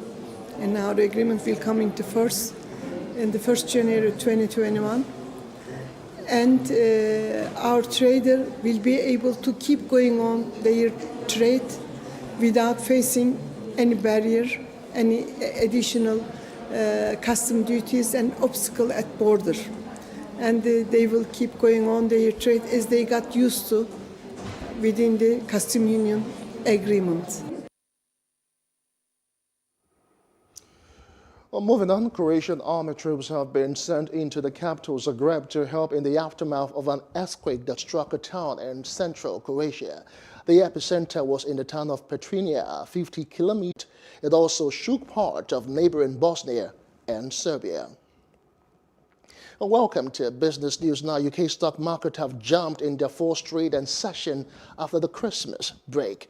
It was investors' first chance to react to the Brexit trade deal with the EU since market closed early on Christmas Eve, hours before the outcome emerged.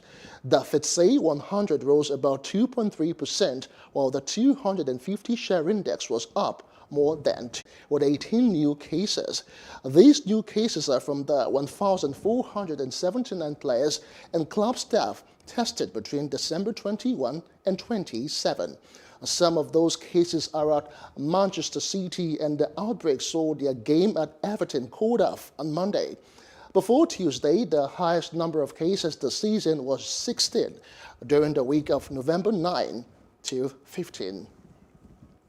American football player Ty Jordan has died after he accidentally shot himself in the hip at his home in Denton, Texas. The Christmas Day incident happened months after the 19-year-old University of Utah student lost his mother to cancer.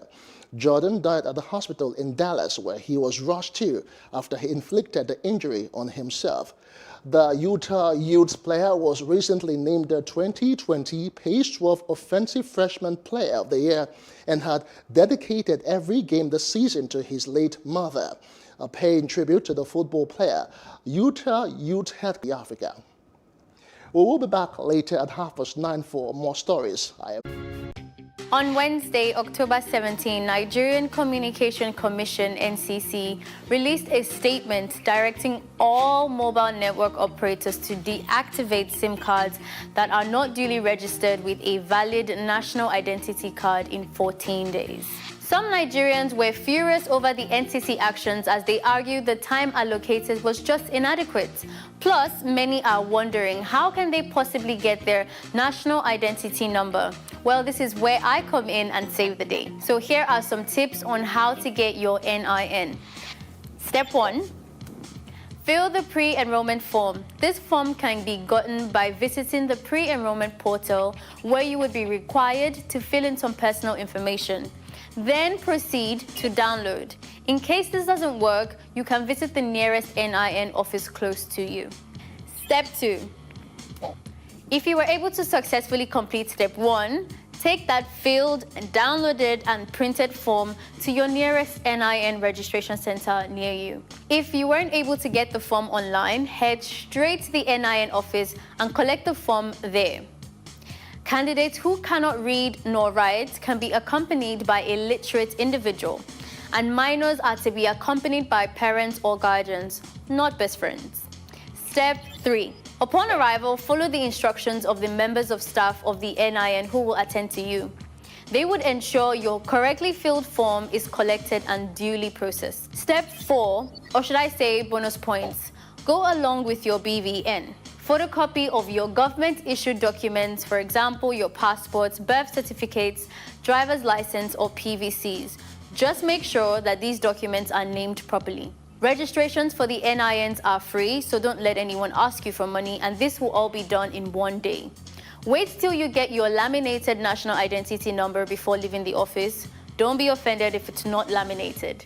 Meanwhile, those with an existing NIN can retrieve theirs by dialing *346# on their registered phone numbers from all major networks.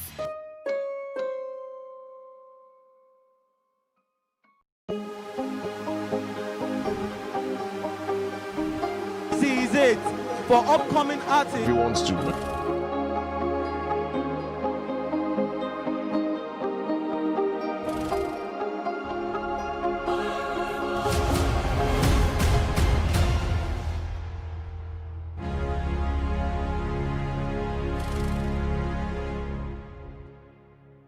It is a great source of pride. Oye had 82.65% of the votes, which represents 135,234 votes against Joyce Robinson Paul. Oye was congratulated by many, including the Nigeria in Diaspora Commission, NIDCOM. His father is from Kwara State and mother is from Oyo. He holds a PhD in pharmacy from the Northeastern University, Boston. He will be representing the District of Columbia under the Democratic Party. Esther Agbaje. Born to immigrant parents, Esther has been elected into the Minnesota House of Representatives in the recently completed United States general election. In the election, Agbaje won by a total of 17,000 for the potential world's first effective coronavirus vaccine.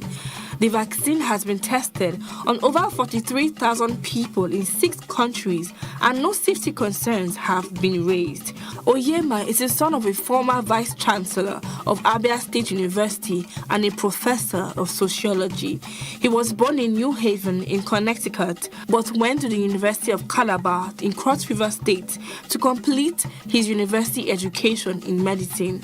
He then returned to the Yale School of Medicine to work as the director of the institution's HIV clinical trials program. After becoming a fellow of infectious diseases, he rose to the height of an associate professor of medicine at the Yale University School of Medicine, New Haven. He has worked there for 5 years, focusing on finding a cure for HIV/AIDS. Robert Shola Okoje, the Nigerian doctor who is a native of Uromi, Eson Northeast local government area of Edo State, has been inducted into the NASA Inventors Hall of Fame. Dr. Okoje is recognized globally as the leading expert on silicon carbide-based microelectromechanical systems, MEMS, for use in extreme environments. He has worked with the National Aeronautics and Space Administration, NASA, for 20 years and has 21 patents. Isaac Okoro. In the world of sports, Nigerians are also taking center stage. Isaac was the first of the 8 Nigerian players drafted into the National Basketball Association, NBA, in its 2020 draft. He was the 5th overall pick and was chosen by Cleveland Cavaliers in 2020.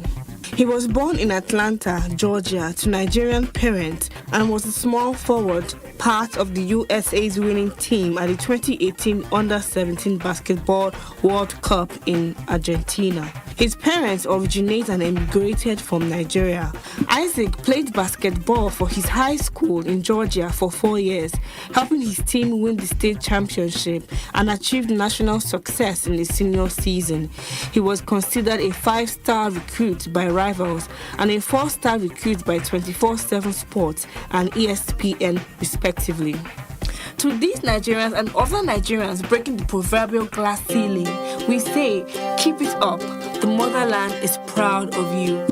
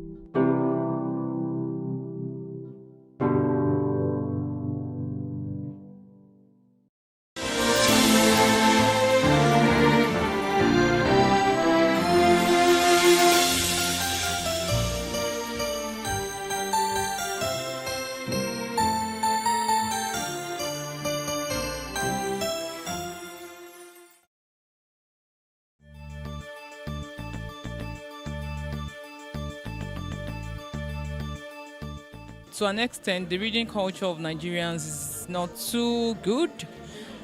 A lot of people believe that every other thing is much more important than buying a book to read.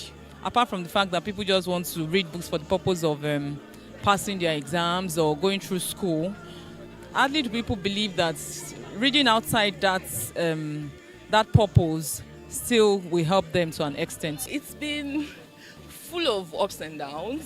Nigerians don't read. I dare to disagree because, we're 16K followers strong on our Instagram account, on other platforms as well. We also have a huge following. So if I told people are not interested in books in Nigeria, we wouldn't have people follow in the first place. And it's so exciting to find out that there are so many people outside of Lagos in deep core parts of Nigeria that are buying and shopping for us, and they are just so excited that this book is locally available and it's sort of like within reach for them. So it's been exciting. It could be better, but again, we do it for the culture, you do it for the passion, and hopefully more stakeholders get interested in it, and it gets better.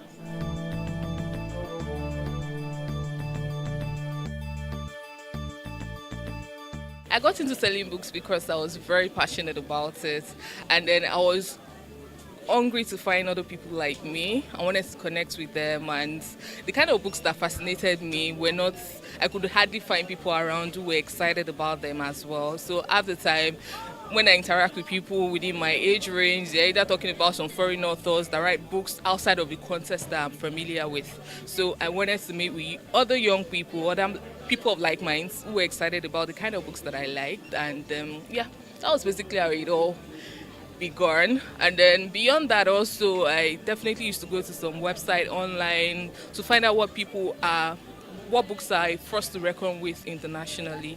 And then most of those books are not available locally, so I had to either shop from some big names out there. And then I thought, if these books are available and people are actually talking about them, reviewing them, perhaps there might be young people or people in Nigeria as well that would really want to read about them. So I end up bringing a few copies, see if I can circulate within my circle, publicize, use social media, and see how far it goes. And so that was how it all started. It's actually more like one of the out of inspiration, and then the drive to bring books closer to people, because at some points that I loved reading, I found it hard getting the kind of books I really always wanted to read. So it was like, you could get this for other people, and then it's been there for me. So I'm having fun doing what I'm doing, and I'm the fact that I can have access to books too as a bookseller is fantastic for me. Yeah, it's been profitable. It's how you do the business that makes it profitable for you. So it's been profitable. It may not be the best of the businesses in the country or in the world, especially maybe in this part of the world, knowing fully well the attitude to reading and education generally, and then even government's attitude to education, So, but still, there are still people who know that without education, they wouldn't be where they are. And then even if they are not educated, they get the best of educated people to work for them. So that means education, which comes through reading of books, is a key and vital role in this life.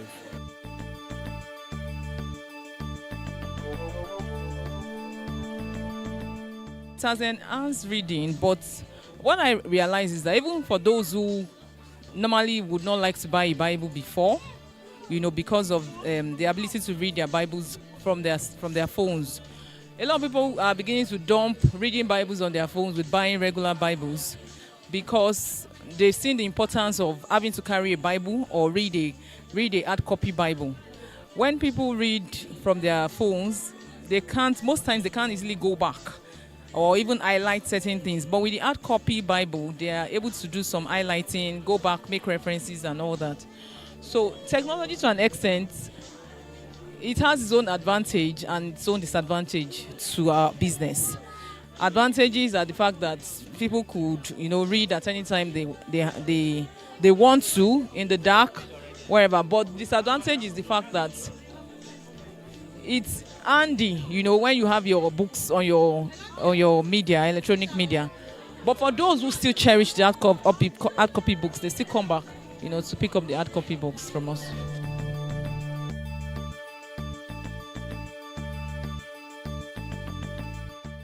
A lot of Nigerians are writing more, because virtually on a daily basis we get new books from Nigerian writers, asking that Latana should carry their books. It's a bit challenging, but at the same time we try to encourage them, to review their books and then accept it for display on our shelves.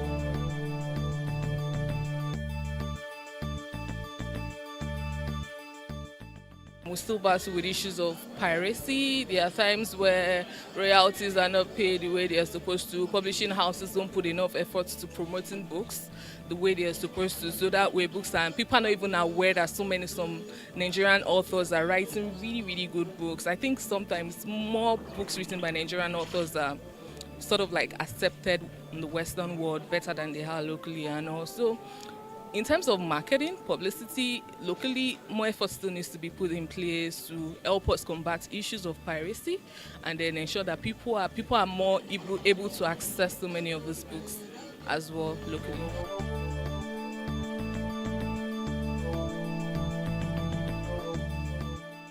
For book lovers, I say keep reading because you know already what you are gaining from reading. And then for governments, give more allocation to education. Allocation to education is very important, and you can't have a government that just places less emphasis on education, and every year you expect your people to be better, and then there are fightings. Any small thing, any little thing, there's fights, and it's all because of the level of exposure and education of the people, and it's playing a role in every facet of the economy, every facet of the society, because people are not well enlightened about their rights, about the opportunities that they can actually get, and many of those things come in through parts of education, and reading is part of it.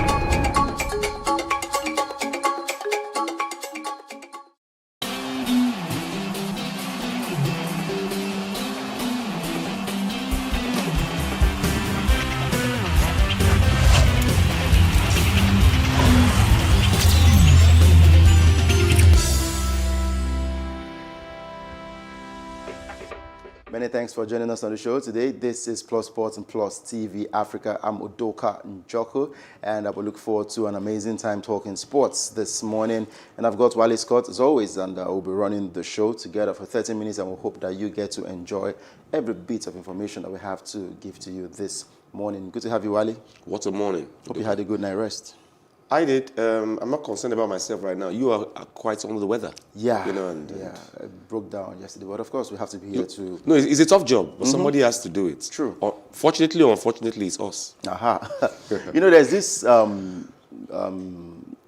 you ask someone, hope you had a good night, that's the correct thing to ask. Yeah. And when you say, how was your night? It means you're trying to get more detail about how the person's night went. Yes. Most male overlook it, but most female are actually very... What do you want to know about my night? Yeah. You want to know what I did and what I didn't do. Must you do something? Yeah, but they are just wondering, why do you want more details? Did you have a good night rest? Yes. Poof. How was your night? You want them to explain how they took their bath and went to bed and what they wear, and that's not your business, really. Yeah, before we start giving a lot of descriptive detail on the show. Yes. Well, let's go straight to Play Sports. But that cannot... No, I'm not going to do this morning. It's just sports. Let's go to Plateau United, and of course, I'll let you know that the management of the club, they've announced that their entire team will be paid half salary after losing their opening match in the 2020-2021 MPFL season.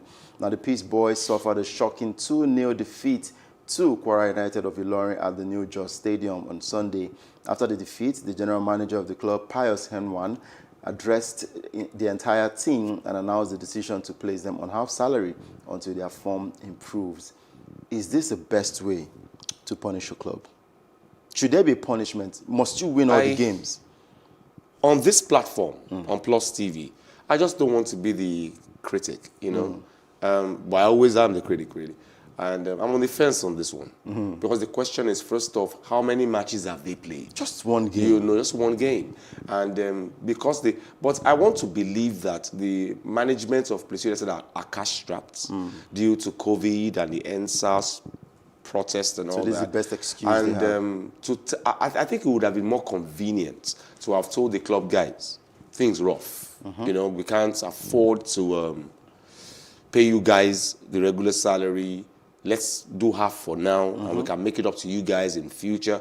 But to say they've had a dismal performance after just one match, one game, yeah. Who does that, really? Come on, that's just my opinion. I'm on the fence on this one. Like I said, this is not the period to be, like I said yesterday, this is not the period to actually count our losses.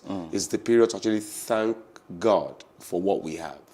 You know, and to say a team has done very badly and you want to cut their salaries into half after just one game is not good enough.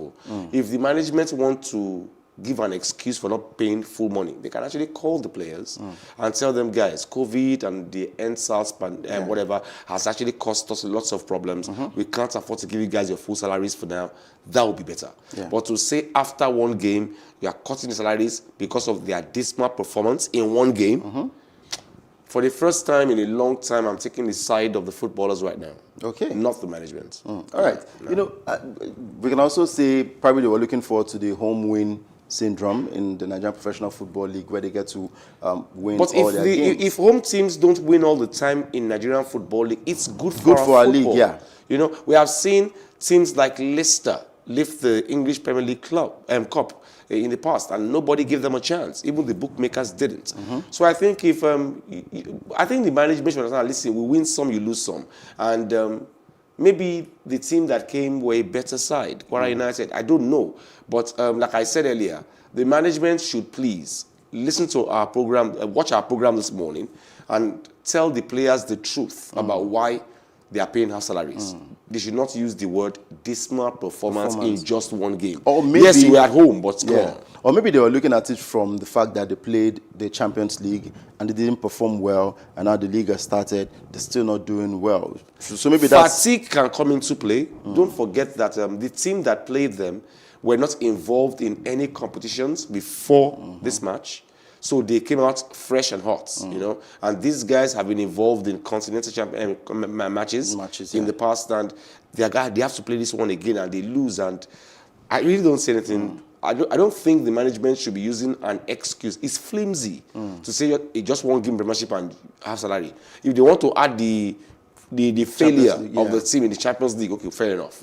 But to say this one game, like, that's a flimsy, very flimsy excuse. Well, really. Let's go to Egypt and talk about the Premier League over there, as they've kicked off about 3 games played now, and the Giants, Al Ahly, have handed Etihad of Alexandria a heavy 4-0 defeat to seal the full mark and grab their 9th point from the 3rd game of the 2020-2021 league season. Al Ahly managed to secure the victory for their first 3 league games against El Makassar, Gazelle, Mahala and Etihad, while scoring 10 goals and conceding only once. Now, the win moved Al Ahly to the top of the table of the Egyptian Premier League with 9 points from 3 games ahead of their next encounter against Wadi Degla. Now, Al Ahly, they've shown themselves mighty in both the Egyptian League and, of course, the Champions League. It shows that there's a bit of consistency at the club, and these guys know exactly what they're doing. Yeah, they have a better structure. I never thought in my lifetime Etihad would be embarrassed by Al Ahly. True. You know, because in the past it's always been Etihad, Don Corleone of football in Egypt. But Al Ahly somewhere came out of nowhere. And I think this is a lesson Nigerians should learn. This is a lesson that we should learn, that if you arrange your structure, listen, if you keep money and you drink Gary today, and you keep money for shawarma, and you keep it consistently, it becomes something big eventually. You will actually be happy at the end of the day. And Etihad had been top dogs for a long time, didn't make any changes, didn't buy any players, depended on what they had. And what they had expired, like everything does. And Al Ahly were consistently building, you know, building their structures, getting new players, getting new coaches, spending a lot of money. And this is what they get for it. Now, they are untouchable now. Nobody can touch Al Ahly right now. And I think it's a good thing. I think it's a lesson to be learned from by Nigeria now. That listen, when you consistently build, forget about your pockets. Yeah. Yes, as important as your pocket is, your children have to eat, you have to pay rent and all that. Put it back into this thing. Somewhere, someday along the line, it'll pay off. Yeah. Now, whoever is in charge of Al Ahly right now, who forgot his pockets and consistently put into the club, is now reaping millions right now. Yeah, the benefits. Exactly. You know, so I think we should learn that you have to put in hard work first. True. You know, even on our job, for example, you will reap. You know, but you have to put in a lot of hard work, a lot of sleepless nights, but eventually you will reap it. And that's what Al Ahly is gaining now. And that's what our clubs, the government-funded clubs, unfortunately, like I've always said, no club in Nigeria will do well as long as they are funded by the government, because most of the governments see these clubs as campaign packages. You know, they see that the only opium we have in Nigeria is sports, and they use it as a campaign tool when they want to get elected again. But we have to start to look at it like, listen, if we put into this thing, we'll reap eventually. Yeah. And somebody somewhere in some room or some hotel somewhere in Al Ahly is chopping millions and is not living in his hotel room. He's not even living in the bed. Yeah. And he's getting his money. Getting his money. Yeah. Well, for Al Ahly, they will go on to face Nigerian side Sonidep in the return leg of the CAF Champions League. And they will kill them. Well, that's the round of 32. They will kill them. With the Red Devils holding the first leg advantage with their 1-0 victory. So Al Ahly, great job right there for the Egyptian Premier League and, of course, in the Champions League. Now, let's go over to UFC and talk about Nigeria's Ultimate Fighting champion, Israel Adesanya, who has been ranked the 10th best striker. Wow, I was going to say striker. The 10th best fighter in the mixed martial arts. That's the MMA, and that's for the year 2020. Adesanya, who had 2 successful title defenses in 2020, beat the scary Yoel Romero in a unanimous decision in Las Vegas in March. He also defeated Brazilian Paulo Costa in the second round of their highly publicized bout in the United Arab Emirates. This is it's great news for Nigeria and, of course, for Israel Adesanya. We really don't get to talk much about the UFC until we discovered the Nigerian fighters in that sport. Yeah, I guess they've always been there. I have a secondary school mate, Ishe Ayomike.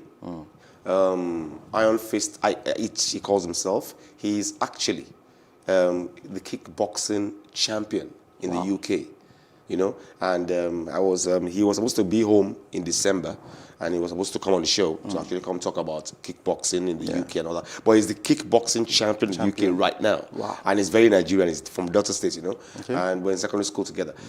Israel Adesanya, I'm surprised. I have been an analyst for a while, and a sports reporter and presenter. And everybody he has beaten are actually bigger than him. I don't know how he does that. But he says that he's always been bullied when he was younger. So he's a product of a bullied person. And so he fights back. He is now fighting back. You know, he couldn't fight back then. He was bullied. He would cry home. He would cry at home. He would tell his mom he doesn't want to go to school, you know. And then he just woke up one day and said, I'm going to fight back. So this is a product of bullying, fighting back. So no matter how big you are, he will fight back. True. You know, and the tendency that he will win is always there, and he's been winning. Now he wants to go a next stage, a next step. And that's scary for me. But Israel has shown that no obstacle is too high for him. There's no mountain high enough for him. He will get past it. So I wish him good luck in his next round, his next grade that he's going to.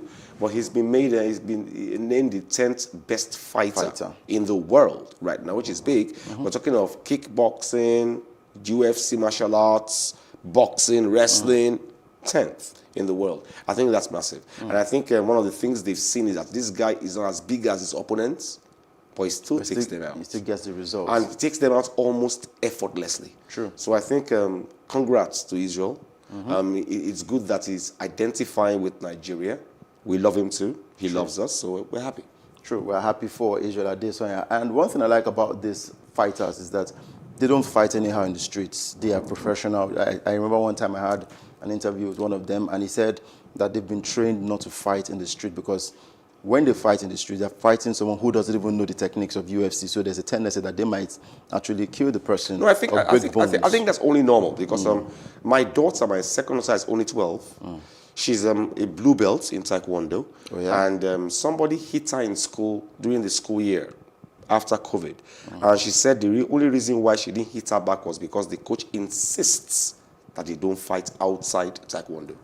So I think it's a good thing. So it's a disciplined sport. You're not allowed to fight outside the sport. And even when you fight inside the sport, you are still disciplined about it. You still follow the rules. You are still ethical about it. So I think basically, when you fight professionally, you're not expected. In fact, the policeman would arrest you and not the person you beat. True, very true. You know, it still brings me back to this point where I've seen a lot of boxers who train in the streets, who have been trained by local coaches. And these guys still go out there to, you see them expressing themselves, even when it comes to street fights. So it shows that when you don't go through the professional and fundamental pattern of a particular sport. Don't get it wrong. It happens because I've seen a couple of them around here. Yeah, I know somewhere in Ebute Metta where a coach trains them. But I laugh about it most times. Most of the guys who train, they're actually area boys. Yeah. And they train, they get good. But in the course of doing their jobs, because after training, they go back to the bus stops to go and collect money from drivers and conductors. And some of these drivers and conductors tend to be very annoying most times. And so they tend to use their skills, which is not allowed. Exactly. And I'm sure the coach would always warn them and say, don't go and use it to fight. But in the course of their jobs, their job is the man who has the say is the man who is stronger physically. So they get violent in the course of their job and, of course, use the skills they've acquired to get the job done. So I don't know, but yes, some of these people use it for all other motives. Yeah, I know someone who, in the news, he actually went to go and get a gun. He got the gun licensed by the Nigerian police force, got trained to use the gun by the Nigerian police force because it was licensed, and ended up using it to rob. Wow. So, so these things will happen. True. Well, there's this thing about There's always violence. one bad apple. But there's this thing about violence. You say you never get to win with violence. You defeat every other person when you have and you maintain your dignity. Dignity always prevails. Now let's go over to football and talk about the English Premier League to be precise. Chelsea were in 5th position when they played against Aston Villa and were on 25 points after 15 games, while Aston Villa were in 9th position with 25 points from 13 matches. And between Chelsea and Aston Villa, that game ended 1-1, and the draw left Chelsea falling to 6th place on 26 points. And the next Premier League game for Chelsea will be at Manchester City, which is unlikely to happen. That will be on the 3rd of January. And for Aston Villa, this draw saw the team rising to 5th place on 26 points. And Aston Villa's next game will be against Manchester United. That will be away from home. So it was a good result for Aston Villa. And like we keep saying about the English Premier League, it's quite unpredictable. And I like where the league is heading to. You can't even tell who would win the league, even at this point. Well, like Arsenal, I really can't figure out what Chelsea's problem is. First of all, Lampard has to be a problem because he brings in a Pulisic against Arsenal, who is half fit. He brings in a Ben Chilwell, who was half fit. And he comes up against this Timo Werner, who was half fit too. He comes up with these 3 players again against Aston Villa. And I don't know, it stuns me to say a coach does not understand that, listen, no matter how useful this person might be, if he's half fit, he's half fit. You can't use a half-fit player against an Arsenal team who want to prove a point. An Aston Villa team who are very good in their own right, might not be making the top of the league all the time, but they are a very good team. And you use half-fit players against them. Chelsea have dropped points consistently. They spent over £300 million on players. Well, I think they spent the most in the Premier League, or almost. They spend the most, actually. And you bring in Timo Werner, you bring Hakim Ziyech, you bring in Ben Chilwell, you bring in all these players, and you add the Pulisic, you add the Tammy Abraham on ground already, and you can't be losing games, But now he gets a draw. His last 2 games, no wins, and they've dropped points, and you're seeing a Man U and the rest of them silently climbing the league, no noise, climbing it. And then you check the league, and now you see Liverpool on top, and Man U on second, you see Leicester on 3rd.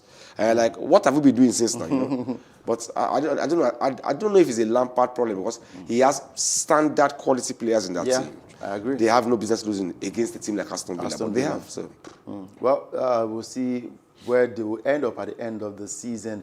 But just know that Chelsea have been dropping points, and the other teams, the likes of Manchester United, Chelsea can relegate though. But, well, of course, they won't get relegated. Arsenal could relegate. But one thing is, no, it's not going to happen. Many of those clubs will not get to relegate. But for Chelsea, I think one thing is for sure: Lampard cannot go back to Abramovich to ask for more money to get more players. He can't do that. He dare not. But does it still come back to what we talked about yesterday about some squads not being big enough? Chelsea, do they have that number of players, even on the bench, to change games? Because when injury strikes, it feels like they don't have replacements. As it is now, they do. Because don't forget that all the while that Ziyech, Timo Werner, Ben Chilwell, when they all came, Pulisic was injured. And they were doing very well without him. They've sold N'Golo Kante. N'Golo Kante is still there. He's still there. Leicester. Leicester, yeah. And don't forget that they were doing very well. The newbies were doing very well, despite the fact that they had injured players on the bench. And they were doing quite well before these guys came. You buy 5 new quality players, and you have no business losing. And don't forget that when these players came, they replaced some people. Those guys haven't gone yet. They're still on the bench. So, to a large extent, having a large squad should not be a Chelsea problem. No, they have a large squad. All right. Well, N'Golo Kante moving from Leicester to Chelsea. He has been a bit of difference at the club, but how far can he go, and how well can he be consistent performing for They've let Willian go, though. Yeah, but they still have a large squad. We'll see. And for Everton, their game against Manchester City was called off due to a new COVID-19 case reported at City. Now, for Manchester City, they returned a number of positive cases for COVID-19 after confirming 4 positives last week, including striker Gabriel Jesus and defender Kyle Walker. Now, the Premier League board agreed to rearrange the game as a precaution after City lodged a request following the latest round of testing. Now, City have decided to shut down their first team training facility indefinitely, with the squad set to undergo testing before any decision is made for training to resume. This game has been called off. Well, it was called off yesterday, and it's looking likely that their game against Chelsea, which is supposed to come up on the 3rd of January, might be called off. Their cup games as well might be called off, and there has to be at least 10 days of quarantine, self-isolation, before they can actually get back to playing again. If Manchester City go ahead with the number of players that they have available, they will not get good results. If they remain in isolation because of the COVID-19 cases rising in their squad, it will affect the program and the schedule of the EPL. My question again, do you think football will be shut down in England? I think what is most important is that people out there watching us, the viewer out there, should see the seriousness of COVID-19. Sure. First, it was Kyle Walker in Man City. Then it was Gabriel Jesus. And don't forget, this is Man City going away to Everton. And they are saying, Everton, we can't afford to risk you guys' lives. We have COVID here. Or at least some of our players have COVID here. We won't come to Everton and come and give you guys COVID. Let's call off the game. And Everton instantly agree. I know you have to beg Nigerians here to wear their nose masks. You have to beg them to social distance. Don't get into big gatherings. We have to beg them here. But this is... So even if you don't hear us, at least if you're a Man City fan or you're an Everton fan, you can see how your club have taken it seriously. You guys should too. And it's sad. I don't think Kyle Walker wanted to contact COVID. I don't think Gabriel Jesus wanted to contact COVID, but they have. And this is the reality of what we have right now. And the game has been called off. Now, this is a match that taxpayers' money has gone into, sponsors have gone into. They've actually called it off. So Nigerians should actually take a look into this and say, okay, good. A match with plenty money involved was called off because of 2 players in a team have COVID. We should wear our masks more often. We should social distance more often, Now it's time for us to actually look into it and say, okay, good. If these things are called off because of this COVID, then it's serious, really. It is very, very serious. And for Arsenal, Gabriel Magalhaes, who is a defender right there, has also contracted the virus. And Gabriel didn't go anywhere. Gabriel was in London. His only trip is from... He's not a club person, as we heard. His trip is from home to the training center training center, maybe gets to the shop across the road, gets his food, and goes back home. This is not a man who clubs. He doesn't actually party and all that, and he has COVID. Well, you know, I went somewhere. I was in Surulere, and I went to a popular shopping mall, and I saw I saw a massive crowd. People were not even practicing social distancing. I saw less than 40% of people using their face mask, and I was wondering, do these guys even know that there's a coronavirus pandemic in town? I don't know. I think that one you just said now is not even doesn't come to me as a reality. No, it's the one that comes to me as I went to a fast food joint somewhere around here yesterday, and the people insisted. The security men outside insisted that, listen, guy, if you don't wear your mask, you don't get going. So I wore it, you know. And when I got in, everybody in that fast food joint were not wearing masks. They had it in their hands, they had it on the table, but they were not wearing it. Which means the only thing these facilities do is wear it before you enter. When you enter, you take can it remove it. Wow, that's quite sad. Well, games that were going down in the English Premier League, you know, they're coming thick and fast, and the EPL is the only league that didn't go on Christmas break. They gave us Christmas football, Boxing Day football, and of course, we're still seeing the best of the EPL later today. And Brighton will take on Brighton and Hove Albion will take on Arsenal, and Burnley will take on Sheffield United, while Southampton will host West Ham United. West Bromwich Albion will be at home to Leeds United. Manchester United will take on Wolverhampton Wanderers. These are the games that will go down in the English Premier League. And for Sheffield Wednesday, they have sacked Tony Pulis just after 45 days and 10 games in charge. Pulis arrived at Hillsborough in November and has won only once, as Wednesday have continued to struggle in the Championship relegation zone.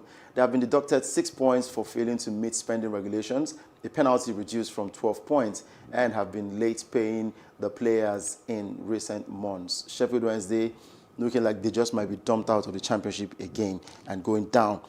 They keep going down, and we might never get to see them in the EPL. I think it's sad. The Sheffield Wednesday board have always hoped to get back to the Premier League after forever, you know, and they've not been able to do that. And they thought Tony Pulis would make a difference, and obviously they're not seeing it. They're still battling relegation in the Championship. For those of you who don't know that, it's the second tier of the English Premier League. They are battling relegation in the second tier, which is, I won't take it too, you know. Even if I don't have money, I go do Shakara small now, you know. So I won't take it too. So it took him 45 days to prove to management that, come, this is not the guy we want. Let's look for somebody else. So Pulis just could not be the miracle. But the question is, does Sheffield Wednesday have enough funds to get that quality coach to come make it happen for them? I don't think they do. Wow. I don't think All right, let's wrap up with the games that will be going down in the Spanish La Liga. Yes, football has resumed in Spain after the Christmas break. Sevilla takes on Villarreal. That will be a good one to look out for. Barcelona takes on Eibar. Cadiz will take on Real Valladolid. And Levante will be taking on Real Betis. I look forward to the games that will be coming in. Yeah, a rejuvenated Eibar taking on a depleted Barcelona. I can't wait to see that. And Chukwueze playing for Villarreal against Sevilla. We would love to see that as well. Yeah, great games to look forward to. Mercurial player. La Liga. Mercurial player. All right, that's much you can take today on Plus Sports and Plus TV Africa. Hope you enjoyed the package and, of course, the stories that were brought to you in the world of sports. I'm Udoka Njoku and Wale Scott. Thank you very much. We'll see you again same time tomorrow. Yeah, same time tomorrow. Keep locked down to Plus TV Africa because big stories live here. Remember, please wear a face mask wherever you go and practice social distancing as well. Log down to Plus TV Africa and please enjoy the rest of your day.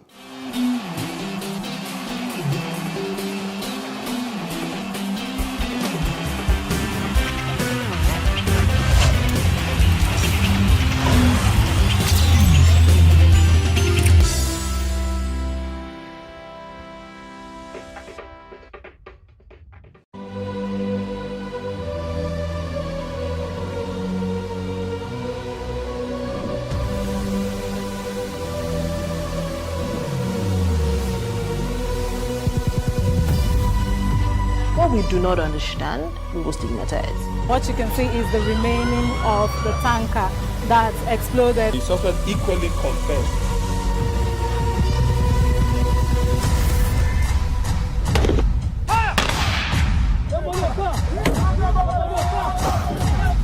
200 naira they collect am. If you no talk, dem go beat you. Na 2,500 they pay.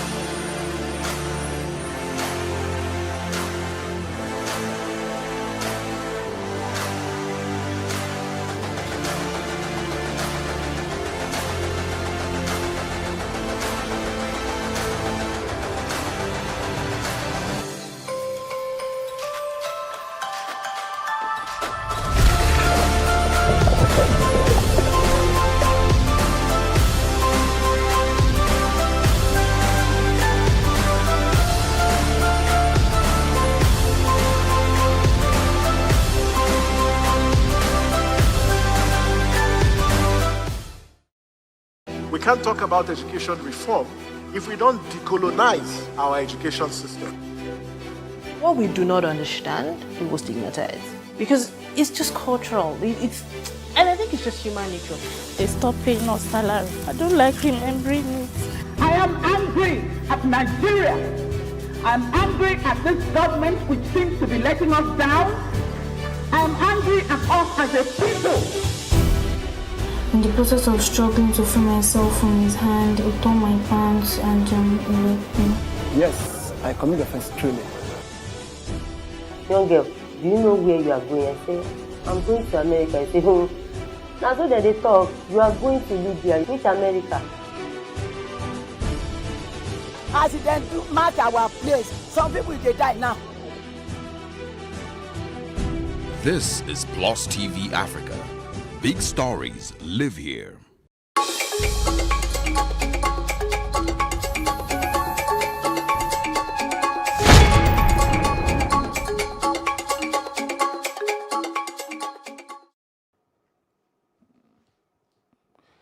Days after Bishop Matthew Kukah's speech, the dust is yet to settle as more reactions emerge. And after Kankara Boy's abduction and release, it has been a gale of kidnapping. What is the way out? This is Plus Politics. I am Kayode Ladende.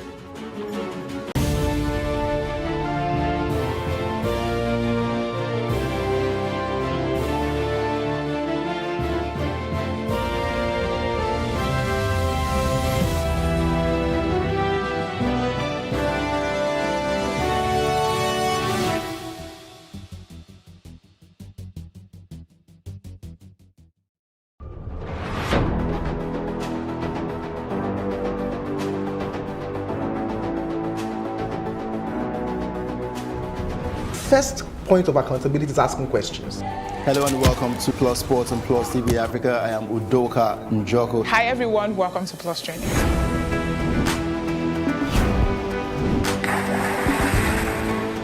You cannot continue to recycle poverty while you're spending a lot of money on unproductive ventures.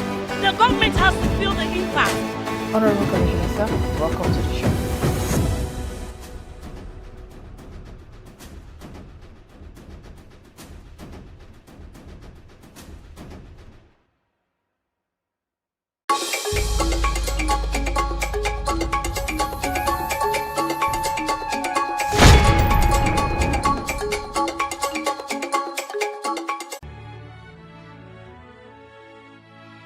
When you're talking about adoption, it's a very sensitive matter. And then why boys are more expensive than girls? We'll have to find.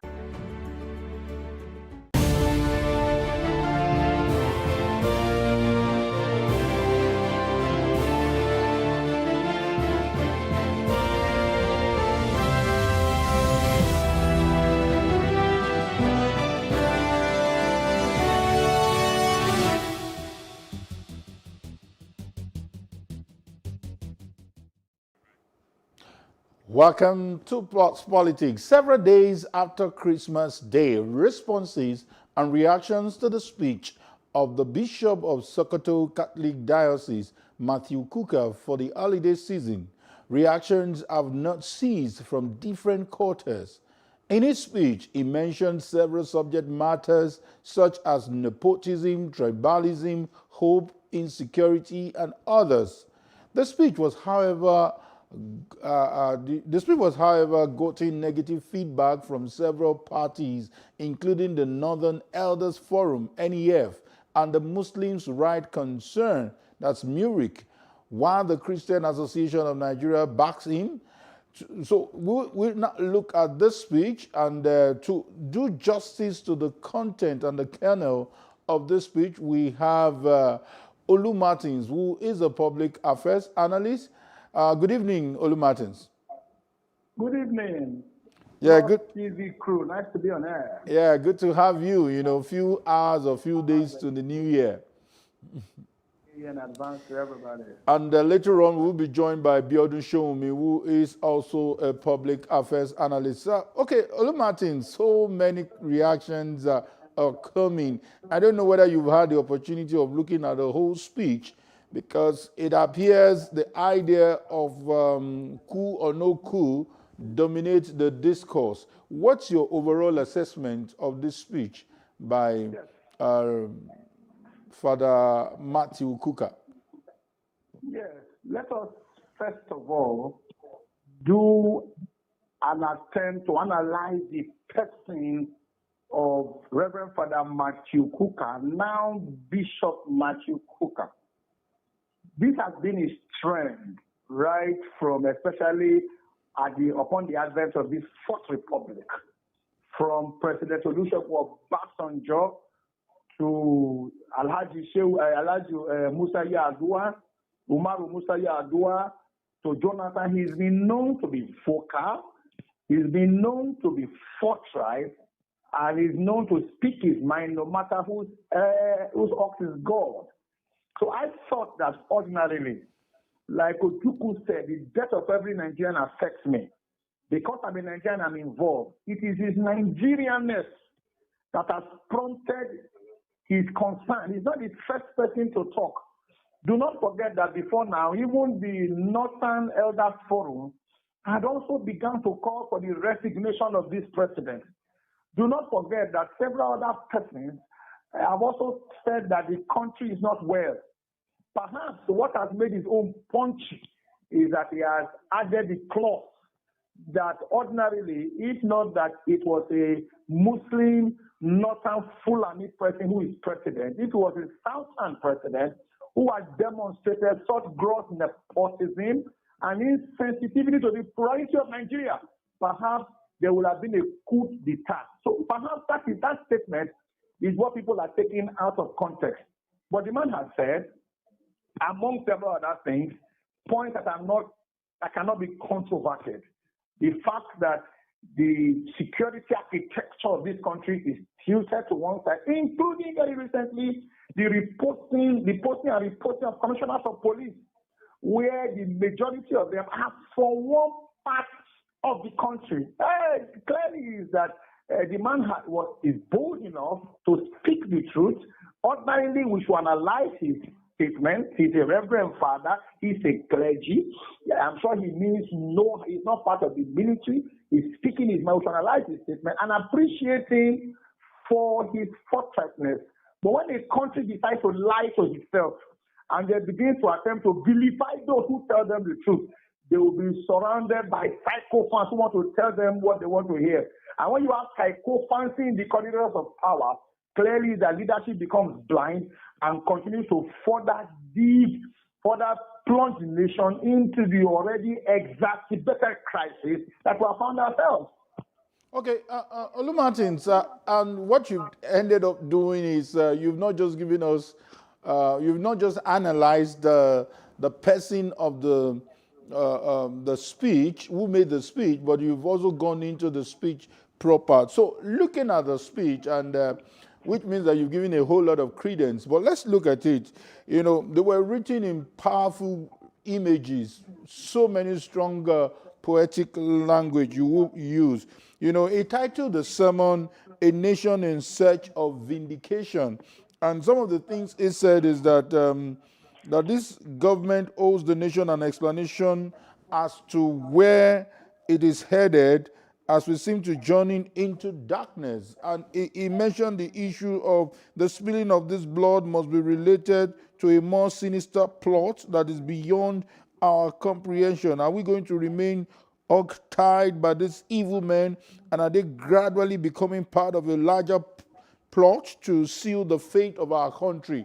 Now, this is a concern, irrespective of who is in power, because like you also alluded, from government to government, irrespective of parties, you know, we know their attitude towards criticism. So let's stay on the issue. How do we take this language more seriously to avert bloodshed, kidnapping of our children, you know, losing the kind of security that we should enjoy as citizens of this country? Thank you very much. I'm a little bit taken aback as to those who are registered, the Sultan of Sokoto has said, and Bishop Matthew Kukah, save for the fact that Bishop Matthew Kukah has made his own more punchy. But coming to your question, government has a responsibility of protecting lives and property. And if you list the plethora of the current challenges that has bedeviled and that has also belingered for so long, you will find out that the country is at a dire strait. From the northern hemisphere of Nigeria, including Katsina State, where Mr. President is from, banditry is in the highest.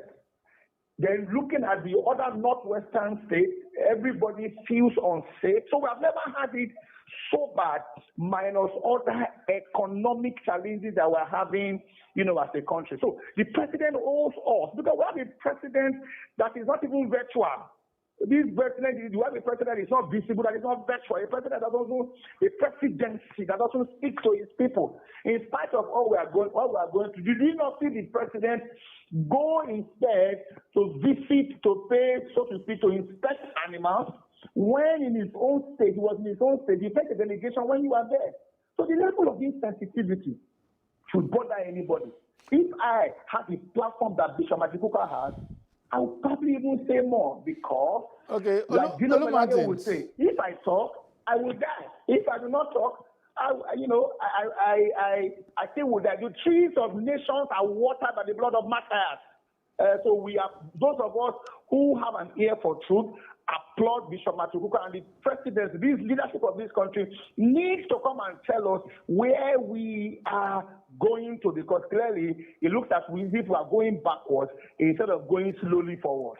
Okay, Olu Martins, let's go to the political statements that actually elicited some kind of negative feedbacks. Looking at what he said President Buhari deliberately sacrificed the dreams of those who voted for him to what seemed like a program to stratify and institutionalize northern hegemony by reducing others in public life to second-class status. Now, listening to the critics of what Reverend Father Matthew Kukah said, some would say that the president really didn't enjoy much vote from the Southeast, but in terms of presence of governance, it seems to be giving them some kind of attention. A quick one is the second Niger bridge, and some will even tell you that even the PDP that they have been voting for didn't give them such attention. Don't you think this was not captured in his speech? You know, my father used to tell me that when the markets are closed, you don't need to tell a blind man that the market has closed. When he starts to hear the hula baloo, the 100 parastatals are headed by northerners. All right? Let's look at the sensitive agencies, CBN, NDIC, Federal Character Commission, almost all of them. If what you have, usually will have maybe a southerner heading the parastatal, but the other layers of leadership is surrounded by northerners. Olu Martins, sorry, I'm sorry to interject. I would allow you to continue your thought. But just to quickly remind you, what would you rather have, governance or appointment? Because I've listened to some downtrodden who says that we have our people there and we did not feel governance. So is it really about this appointment? Because we will continue this lopsided appointment against this administration, if you understand what I'm saying. But when it comes to governance, shouldn't that be our worry? Let's even look at governance. Let's look at governance in itself. Government has a responsibility to do greatest good for the greatest number of people within the shortest possible time. Very true. That's the responsibility of government. Have we had governance? Let's look at monetary policies. Let's look at economic policies. Let's look at the usually how government. Let's look at it. Just recently, ASU came out of a 10-month crisis. More than 5 times fuel prices have been increased without any level of consultation. Let's look at insecurity. Lagos, where you are, how secure is Lagos? I don't even want to talk about, Edo State. Let's look at interface between the governed and those who are governing them. How much level of accountability do we have? Because that's what government is about, accountability and transparency. Very recently, the House of Reps dared to ask the president to appear before it. And initially, we heard that the president had consented to it. But after a while, I heard that the Attorney General said even the House of Reps was acting ultra-biased. I've never heard such a thing before, where a presidency is not accountable to the House of Reps. The several calls for the sack of the security chief, even by the whole of the National Assembly that has a collaboration of both the North, South, East, and West, has not been heeded. 6 years down the line, the majority of those who are security chiefs, who are heads of different our security arms, have long overstayed their welcome, even by their own letters of employment, but nothing has been done about it. So let's talk about, where's our health sector? All right, where is our monetary sector? Is governance really taking place? Are we feeling the impact of governance? Because the country looks like an object that is just reeling to and fro, or like a drum skin, It doesn't look like a country that is deliberately. Olumartins, once again, I will continue to bring up the position of people who are against this speech. Some of the things they will remind you, if you were to be on this panel, they will remind you that, remember when this government started, the price of crude fell flatly, that they had to work with less revenue. They will remind you that if you are making reference to current situation, this is something that is global in terms of the pandemic affecting us, that despite these meager resources, look at their infrastructural development. The Minister of Works and Housing will always remind us that there is no state, he has challenged us, there is no state where a project is not, at least a project is not going on in that state sponsored by the federal government. So let's look at infrastructural development. Coyote, I'm sure that if I put my ear down quietly, I will hear a generator working within the premises of Plus TV. I do not think that Plus TV can operate, especially on a program like this, depending on power from the national grid. So let's say charity beginning from home. Let's talk about power, which is the major fiber for development. How have we fared in terms of generation and distribution of power? I'm sure that you and I will score them, look, so let's take it sector by sector. There is, if once a government begins to try to explain its activity to its people, it has failed ab initio, because it is the people that should be telling a government how it is feeling the impact of the government. That's where legitimacy comes in. Legitimacy is when people have accepted that the government is working on its own behalf.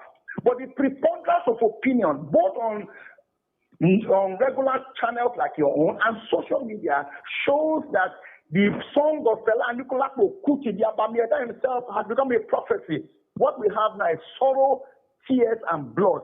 Look at how many people are under our poverty rate. Nigeria is now designated the world over as the headquarters of poverty.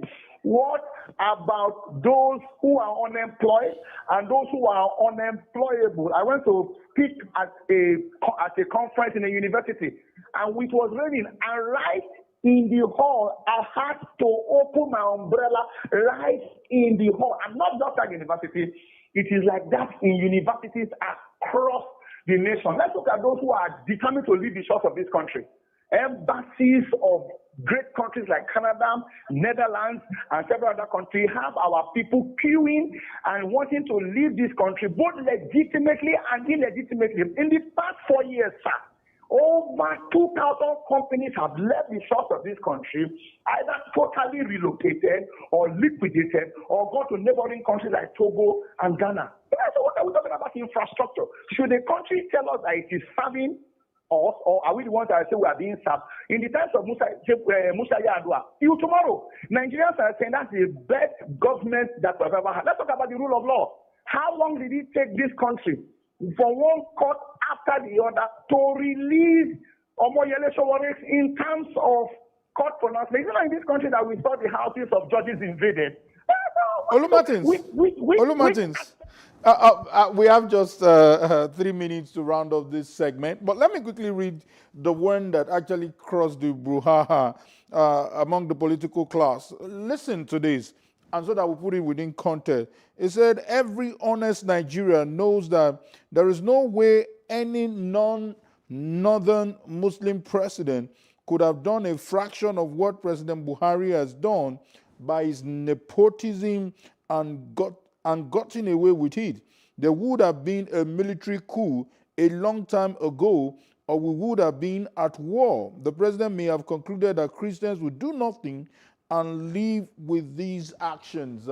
Now, this is the bone of contention. For many people, they felt that even though they agreed that some of the issues he raised are germane and they can be taken on their merit, but saying that if it had not been a Muslim or a northerner, there would have been a coup.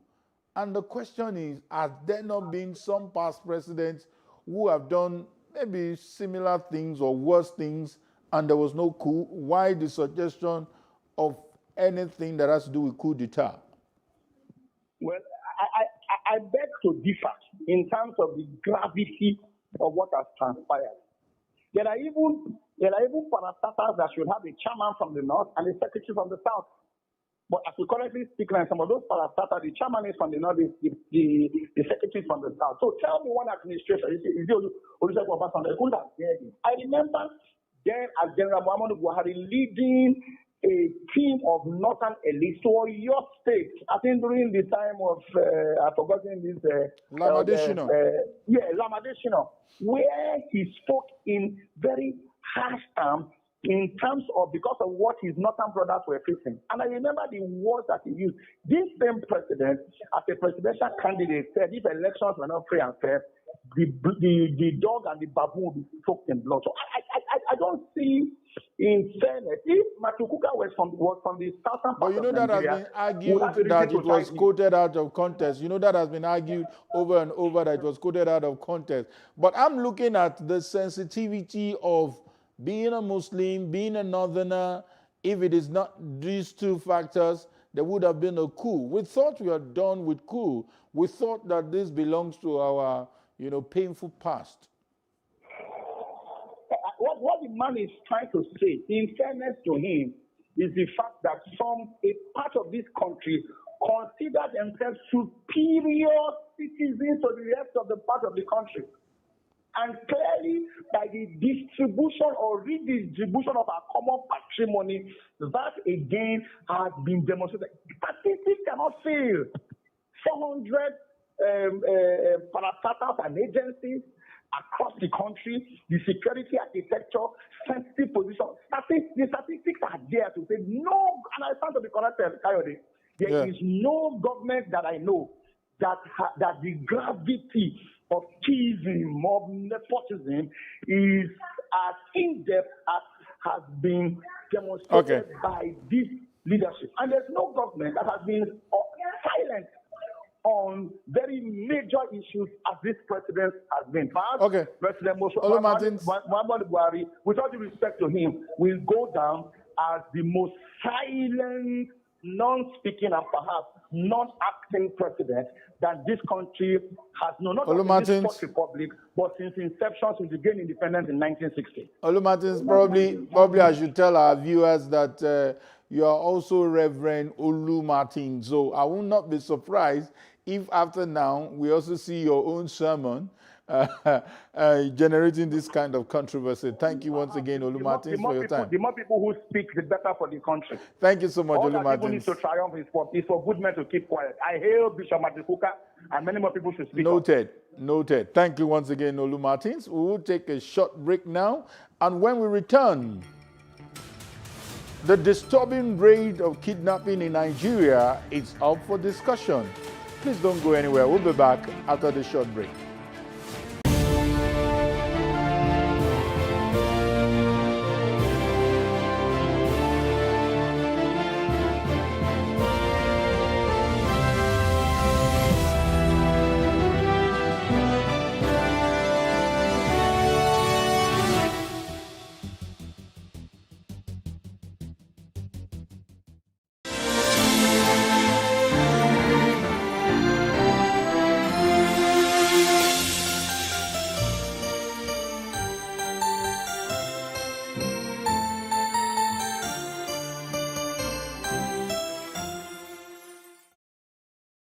Praise God, from whom all blessings flow.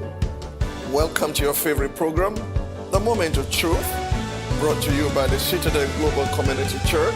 Our God is a God of salvation, far above all principality and power, and might and dominion, that regardless of what happens in this season, you will escape. Say to your neighbor, there is no peace for the wicked. The special anti-robbery squad who are now killing innocent citizens instead of dealing with robbers. Your axe will catch up with you. Finally, my brethren, be strong in the Lord and in the power of his might. Moment of Truth with Pastor Tunde Bakare. Sundays, 7 p.m. on Plus TV Africa.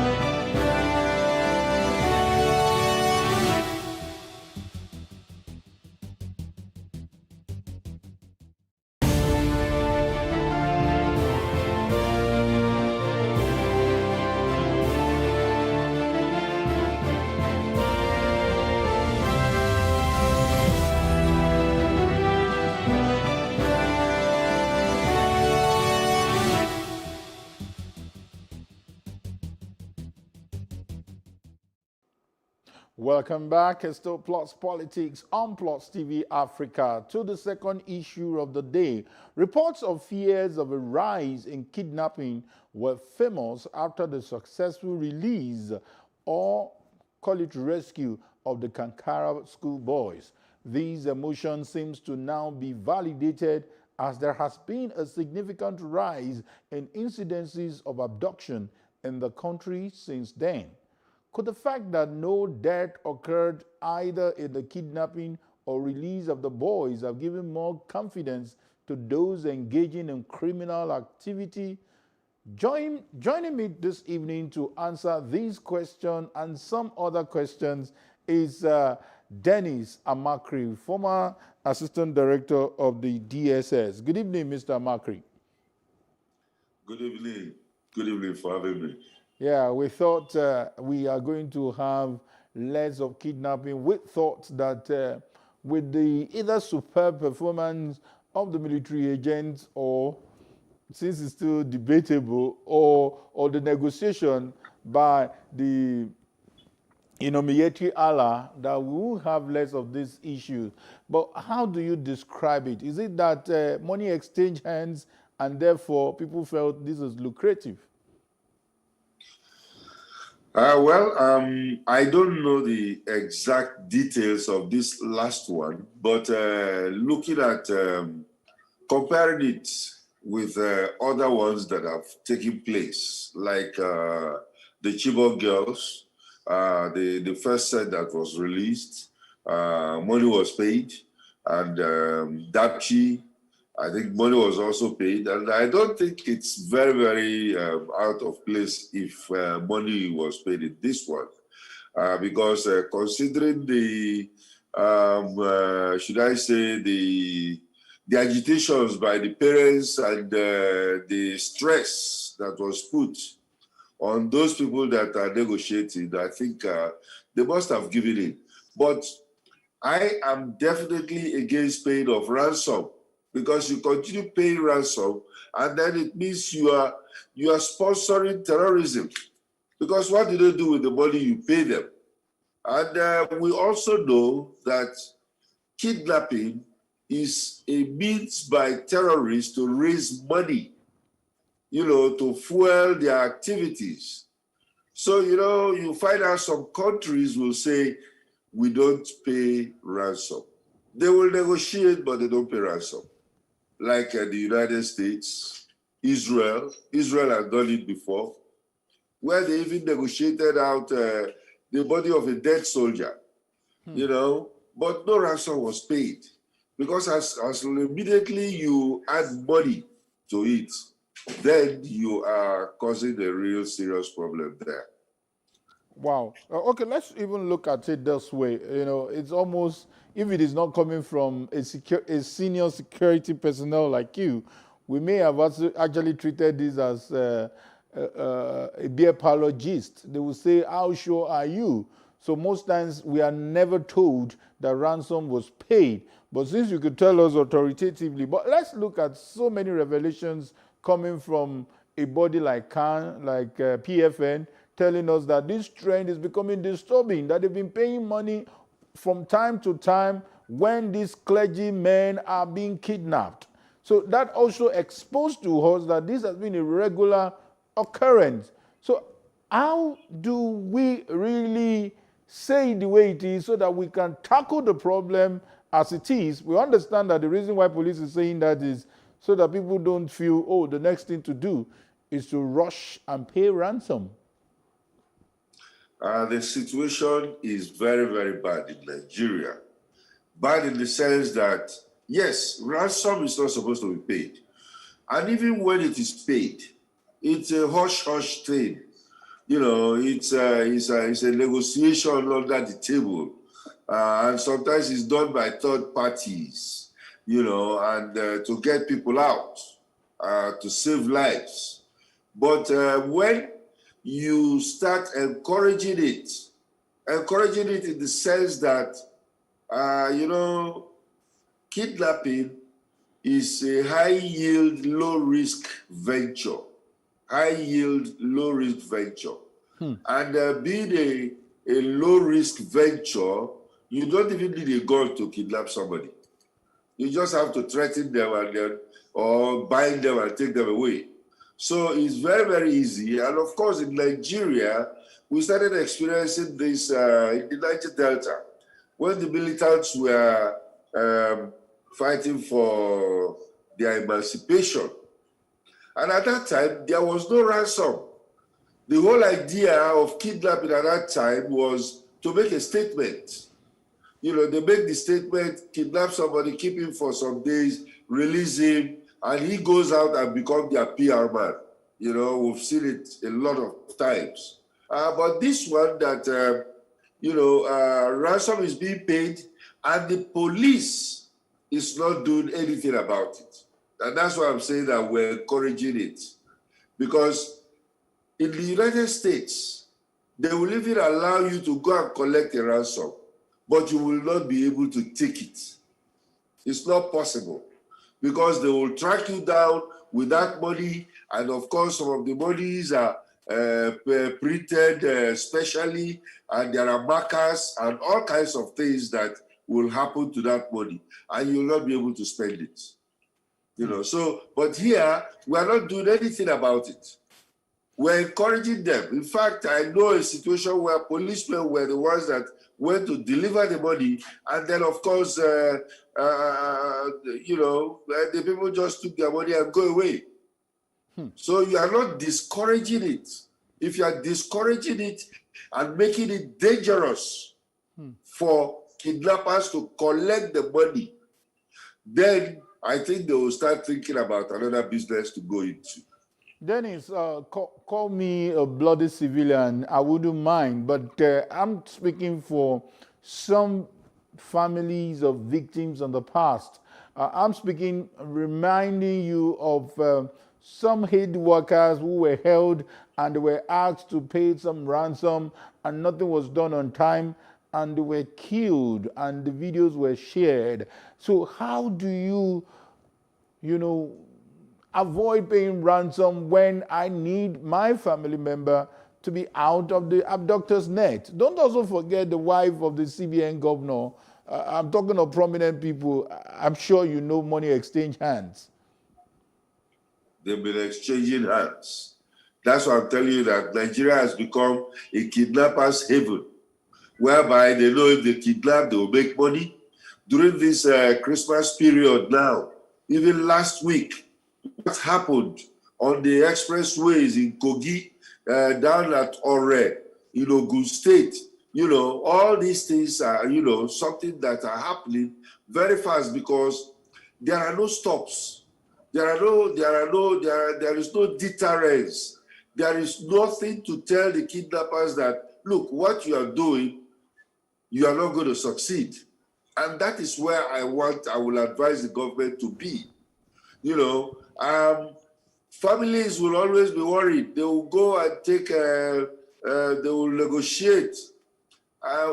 We should have specialist negotiators in government who are going to negotiate. Their trade is a specialty where people who are trained and they can negotiate with kidnappers. And then as they negotiate this, they will come up with solutions. We can negotiate to release 10 Boko Haram people for 100 of our school girls or something like that. But when you start giving the money, it becomes a problem. And that is what we are saying. This money issue, should be stopped. Because when the families are losing somebody, they will run around and then they will bring the money and they will pay. Many people have paid and, to get their people back. But we want government involvement in this, where government will come out and say, okay, don't pay. And then we will be right there on their tail. Because they know that nobody is going to pursue them. That's why you see them, they go to their camp, they sit down there negotiating, and then later they will collect the money, easily. Collecting the money should be the hardest thing that the kidnapper should experience. Okay. But we're not doing that. So Mr. Dennis, you said something here, and I wish it is not true. I wish that you would have a way of being diplomatic about it, but you were so unequivocal about it that kidnapping is so easy to do that you may not even need a weapon. And that sends a whole lot of fears in my spine. So how do we, prevent this? What are the busiest things that we need to do as a country to prevent this? We're talking about children, we're talking about clergymen, we're talking about harmless Nigerians who are just victims every now and then. Kayode, you know me, I've talked with you many, many times, and I'm a security professional, and I'm not trying to be politically correct about anything, because this particular situation is security. If we don't give it the necessary weight and the attention that it deserves, then we are just wasting our time. We are not going to come here and start to play games about a very, very important national security threat, So I'll tell you one thing. It is true, and this is very, very true. Kidnapping is a low intensity, or should I say a low risk venture, but high yield. because you kidnap somebody, and then of course you negotiate and get millions. We even have in Nigeria here, we have a millionaire kidnapper in dollars who have kidnapped people and collected dollars. And now these people, you are asking, how do we stop it? These kind of people, when they are arrested, are not even jailed. Evans, the kidnapper, is still there, living large in Krikri prison, living very large. He does not eat prison food. He does not, these are things you can, journalists should go and check this out, because we cannot continue paying lip service to this, and you cannot allow these kind of things to continue, because when it continues with the kind of unemployment and, graduates who have finished, whose minds have been opened, who are thinking very fast, who are very savvy in computer literacy, without jobs, what do you expect them to do? They will sit down there and start strategizing. And when they strategize and, go ahead and what is happening right now, they are dealing with human beings, they are dealing with individuals. After the individuals, they will go for institutions. Then our banks are not going to be safe. Because when they start hitting banks or, other financial institutions, it becomes a real problem for us. Okay. So we are not going to take it easy. Okay, apart from the punitive measure where you want kidnappers to be well dealt with, what other basic things we need to also do? Maybe some bit of security tips for everyone to take note of if our security apparatus is so, so loosed. Okay, one thing is this. There are two basic forms of kidnapping.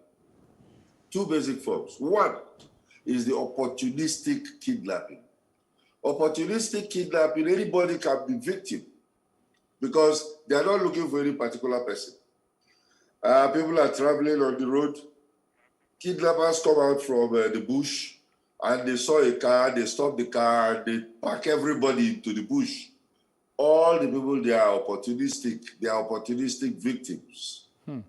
But the other one, targeted kidnapping, is the one that I'm very worried about, and that is the one that we are going to look at. Targeted in the sense that you either targeted an individual or you are targeting school children in bulk, and when they do that, targeting kidnapping happens only when a lot of work has been put into it. Believe it or not, but kidnappers have an organizational structure. The first one is the surveillance guys. Those are the ones that will be following people that they think have money. And that's why we are telling people, don't exhibit your money. We are too flamboyant in Nigeria. So you are flamboyant, you are driving a very expensive car. And then, of course, there are people who have not eaten for days. And they are looking at you. They start following you. They want to know where you live. Wherever you go, you'll end up in your house. So they will come. They know when you leave your house. They know when you arrive your house. And they know where you stop. They know where you walk.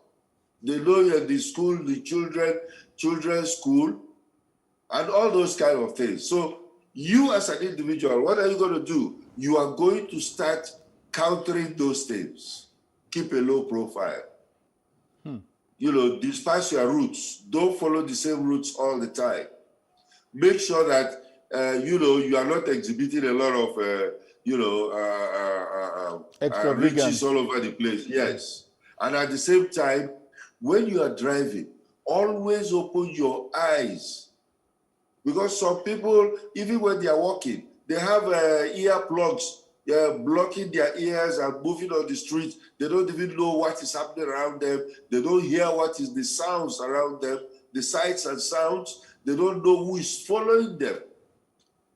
Because you are driving your car from Victoria Island to Surulere, and of course, you don't know that a car has been following you since you left that your office.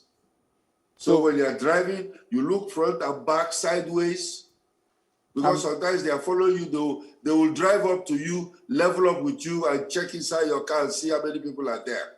You, if you are very much awake, you should be knowing this. That is surveillance. Kidnap surveillance is going on. Okay. And then when this continues to go on, you have to use evasive action. That is, if you are driving and you see them. But if you are not, then you will be caught. And if you are caught, then there are other things you need to do also.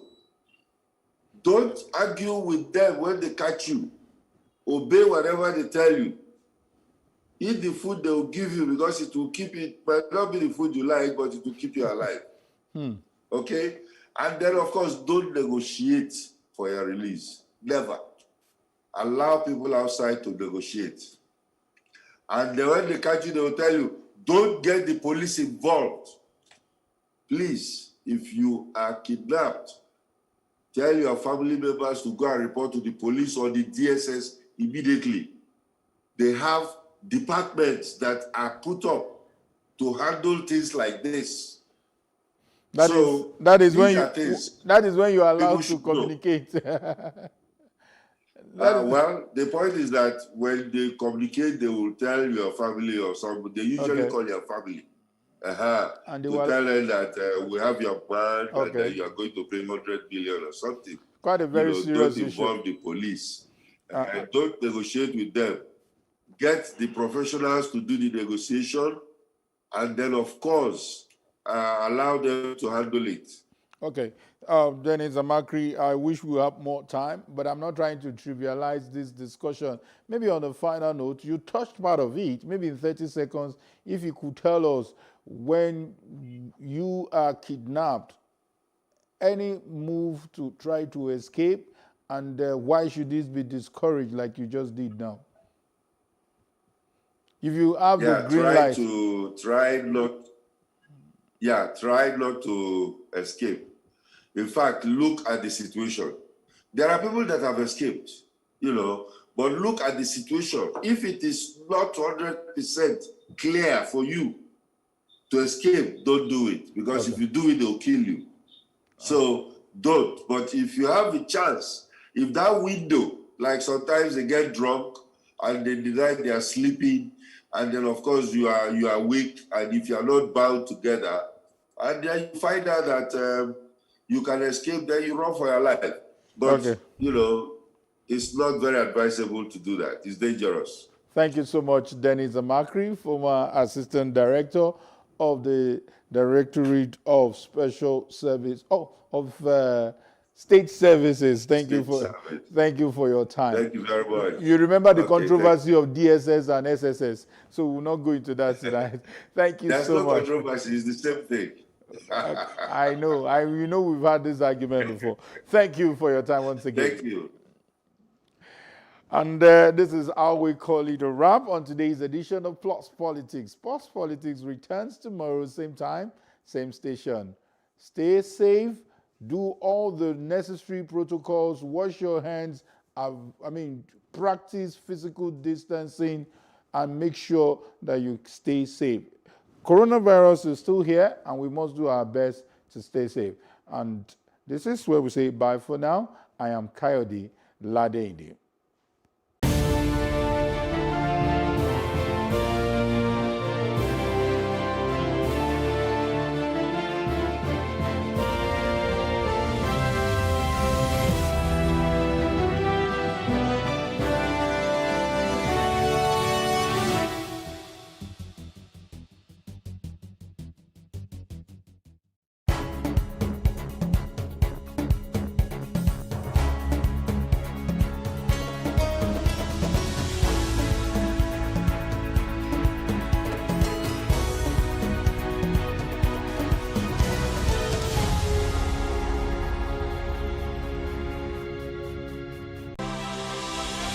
Congratulations, you beat coronavirus hands down. Yes, I did. The problem is when people lose confidence in governments, it becomes very serious in emergencies like this. To all citizens, stay at home in the areas under lockdown. I never jumped since yesterday. Now ball at the play. to they make myself dey happy. For this country, wetin dey happen gan? They say they share money. Kò sẹ́ni tó róúnjẹ gbà. I dey go check my ATM every day, I don't see anything there. That this is indeed the most challenging crisis we have faced since the Second World War. A week ago, Mutharika declared a state of national disaster. All things are not equal. When you come out of prison, you will not go back. That's a challenge at the moment. We have had 100% recovery. Virus wey they talk about, say hungry big pass am. Understand? No virus wey big pass hungry. Plus TV Africa. Plus TV Africa. Big stories live here.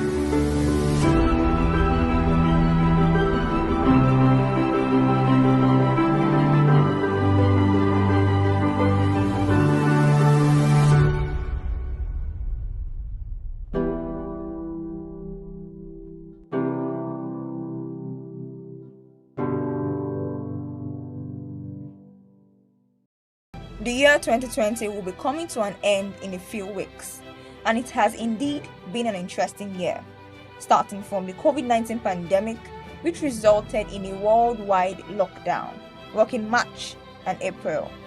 Then, the arrest of Nigerian internet fraudster Hush Puppy in Dubai, and the nationwide #EndSARS protest.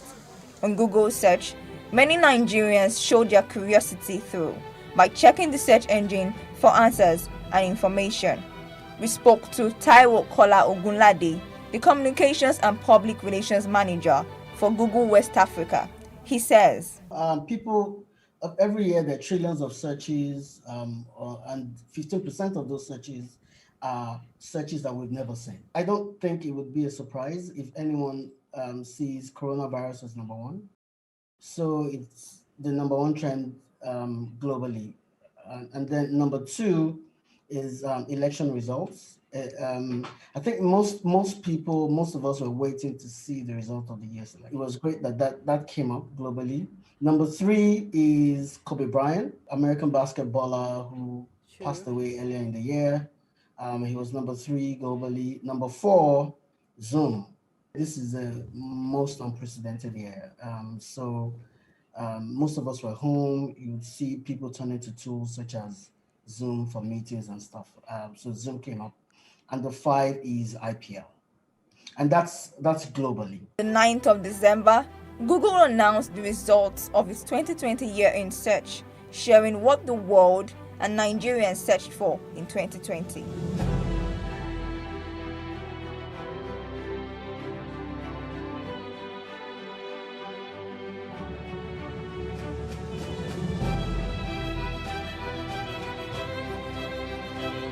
Google's 2020 year in search compiles the moments, people, topics, events, and places that captured the world's attention this year.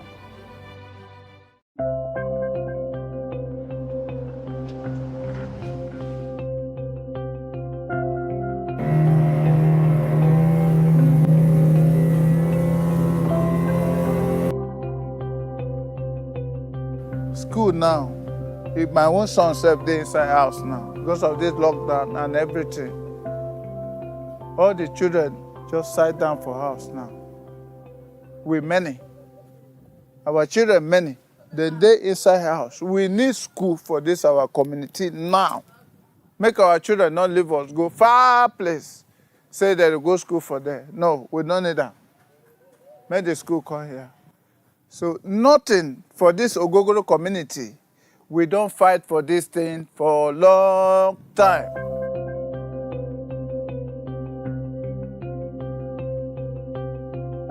Actually, the community is under Victoria Island LCDA, under Etiusa, and also we are under Constituency 2 in the Lagos State House of Assembly. We have been existing for more than 100 years now, and we are facing a lot of challenges. We have more than 3,000 people, and a community whereby there's no health center, there's no school. In the education aspect, there's no school. Our children are not going to school. Even where there is school, the distance is far. How can you expect a 2 years, 3 years, 4 years old baby, a child to trek a distance to the school? And if you can see, they asked to also cross water to the other side to school. Most of these things is a big risk to take your child to another community through via water. It's a big risk. So most of the parents don't even allow their children to go to school based on this level. So we are appealing to the government that they should try and help the community. The committee is not a committee whereby it's not under the state government. It's under the state government. Lagos State is under this country, Nigeria. It's not a foreign community. And you can see we are all living. When the times of election come, we also cast our vote. Yes, a lot of us have voters card here. If they not give us anything, then they will stay their own now. They with their election. Now we they bring their election they up now. Now we take Pape, Ebitoku, Abagbo.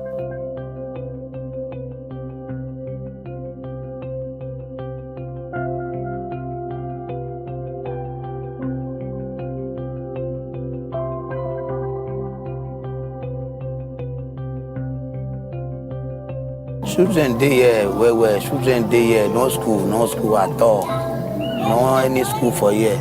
Make government can't do better school for here. They are there for children, now 2 they go, now 2 don't go. Why 2 they go, why 2 no they go? And school no dey now. All these children, they know, we don't have, that's why I say we don't have better school here. No school. If we go today, tomorrow, no, that's why we say school day. They for no sit down for house like this. I beg, we beg the government, may they help us come to school here. So many of these our children, they may they come up for house.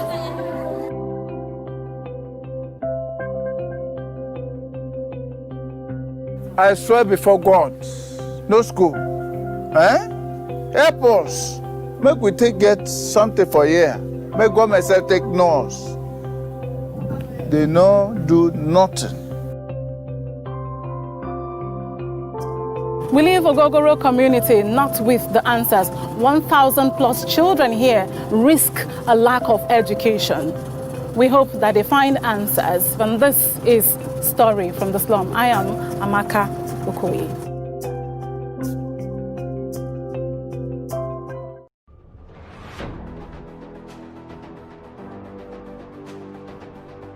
A lot of the jobs that exist today will not exist in the next 10 years.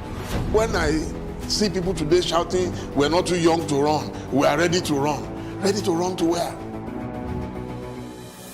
The people of excellence are to a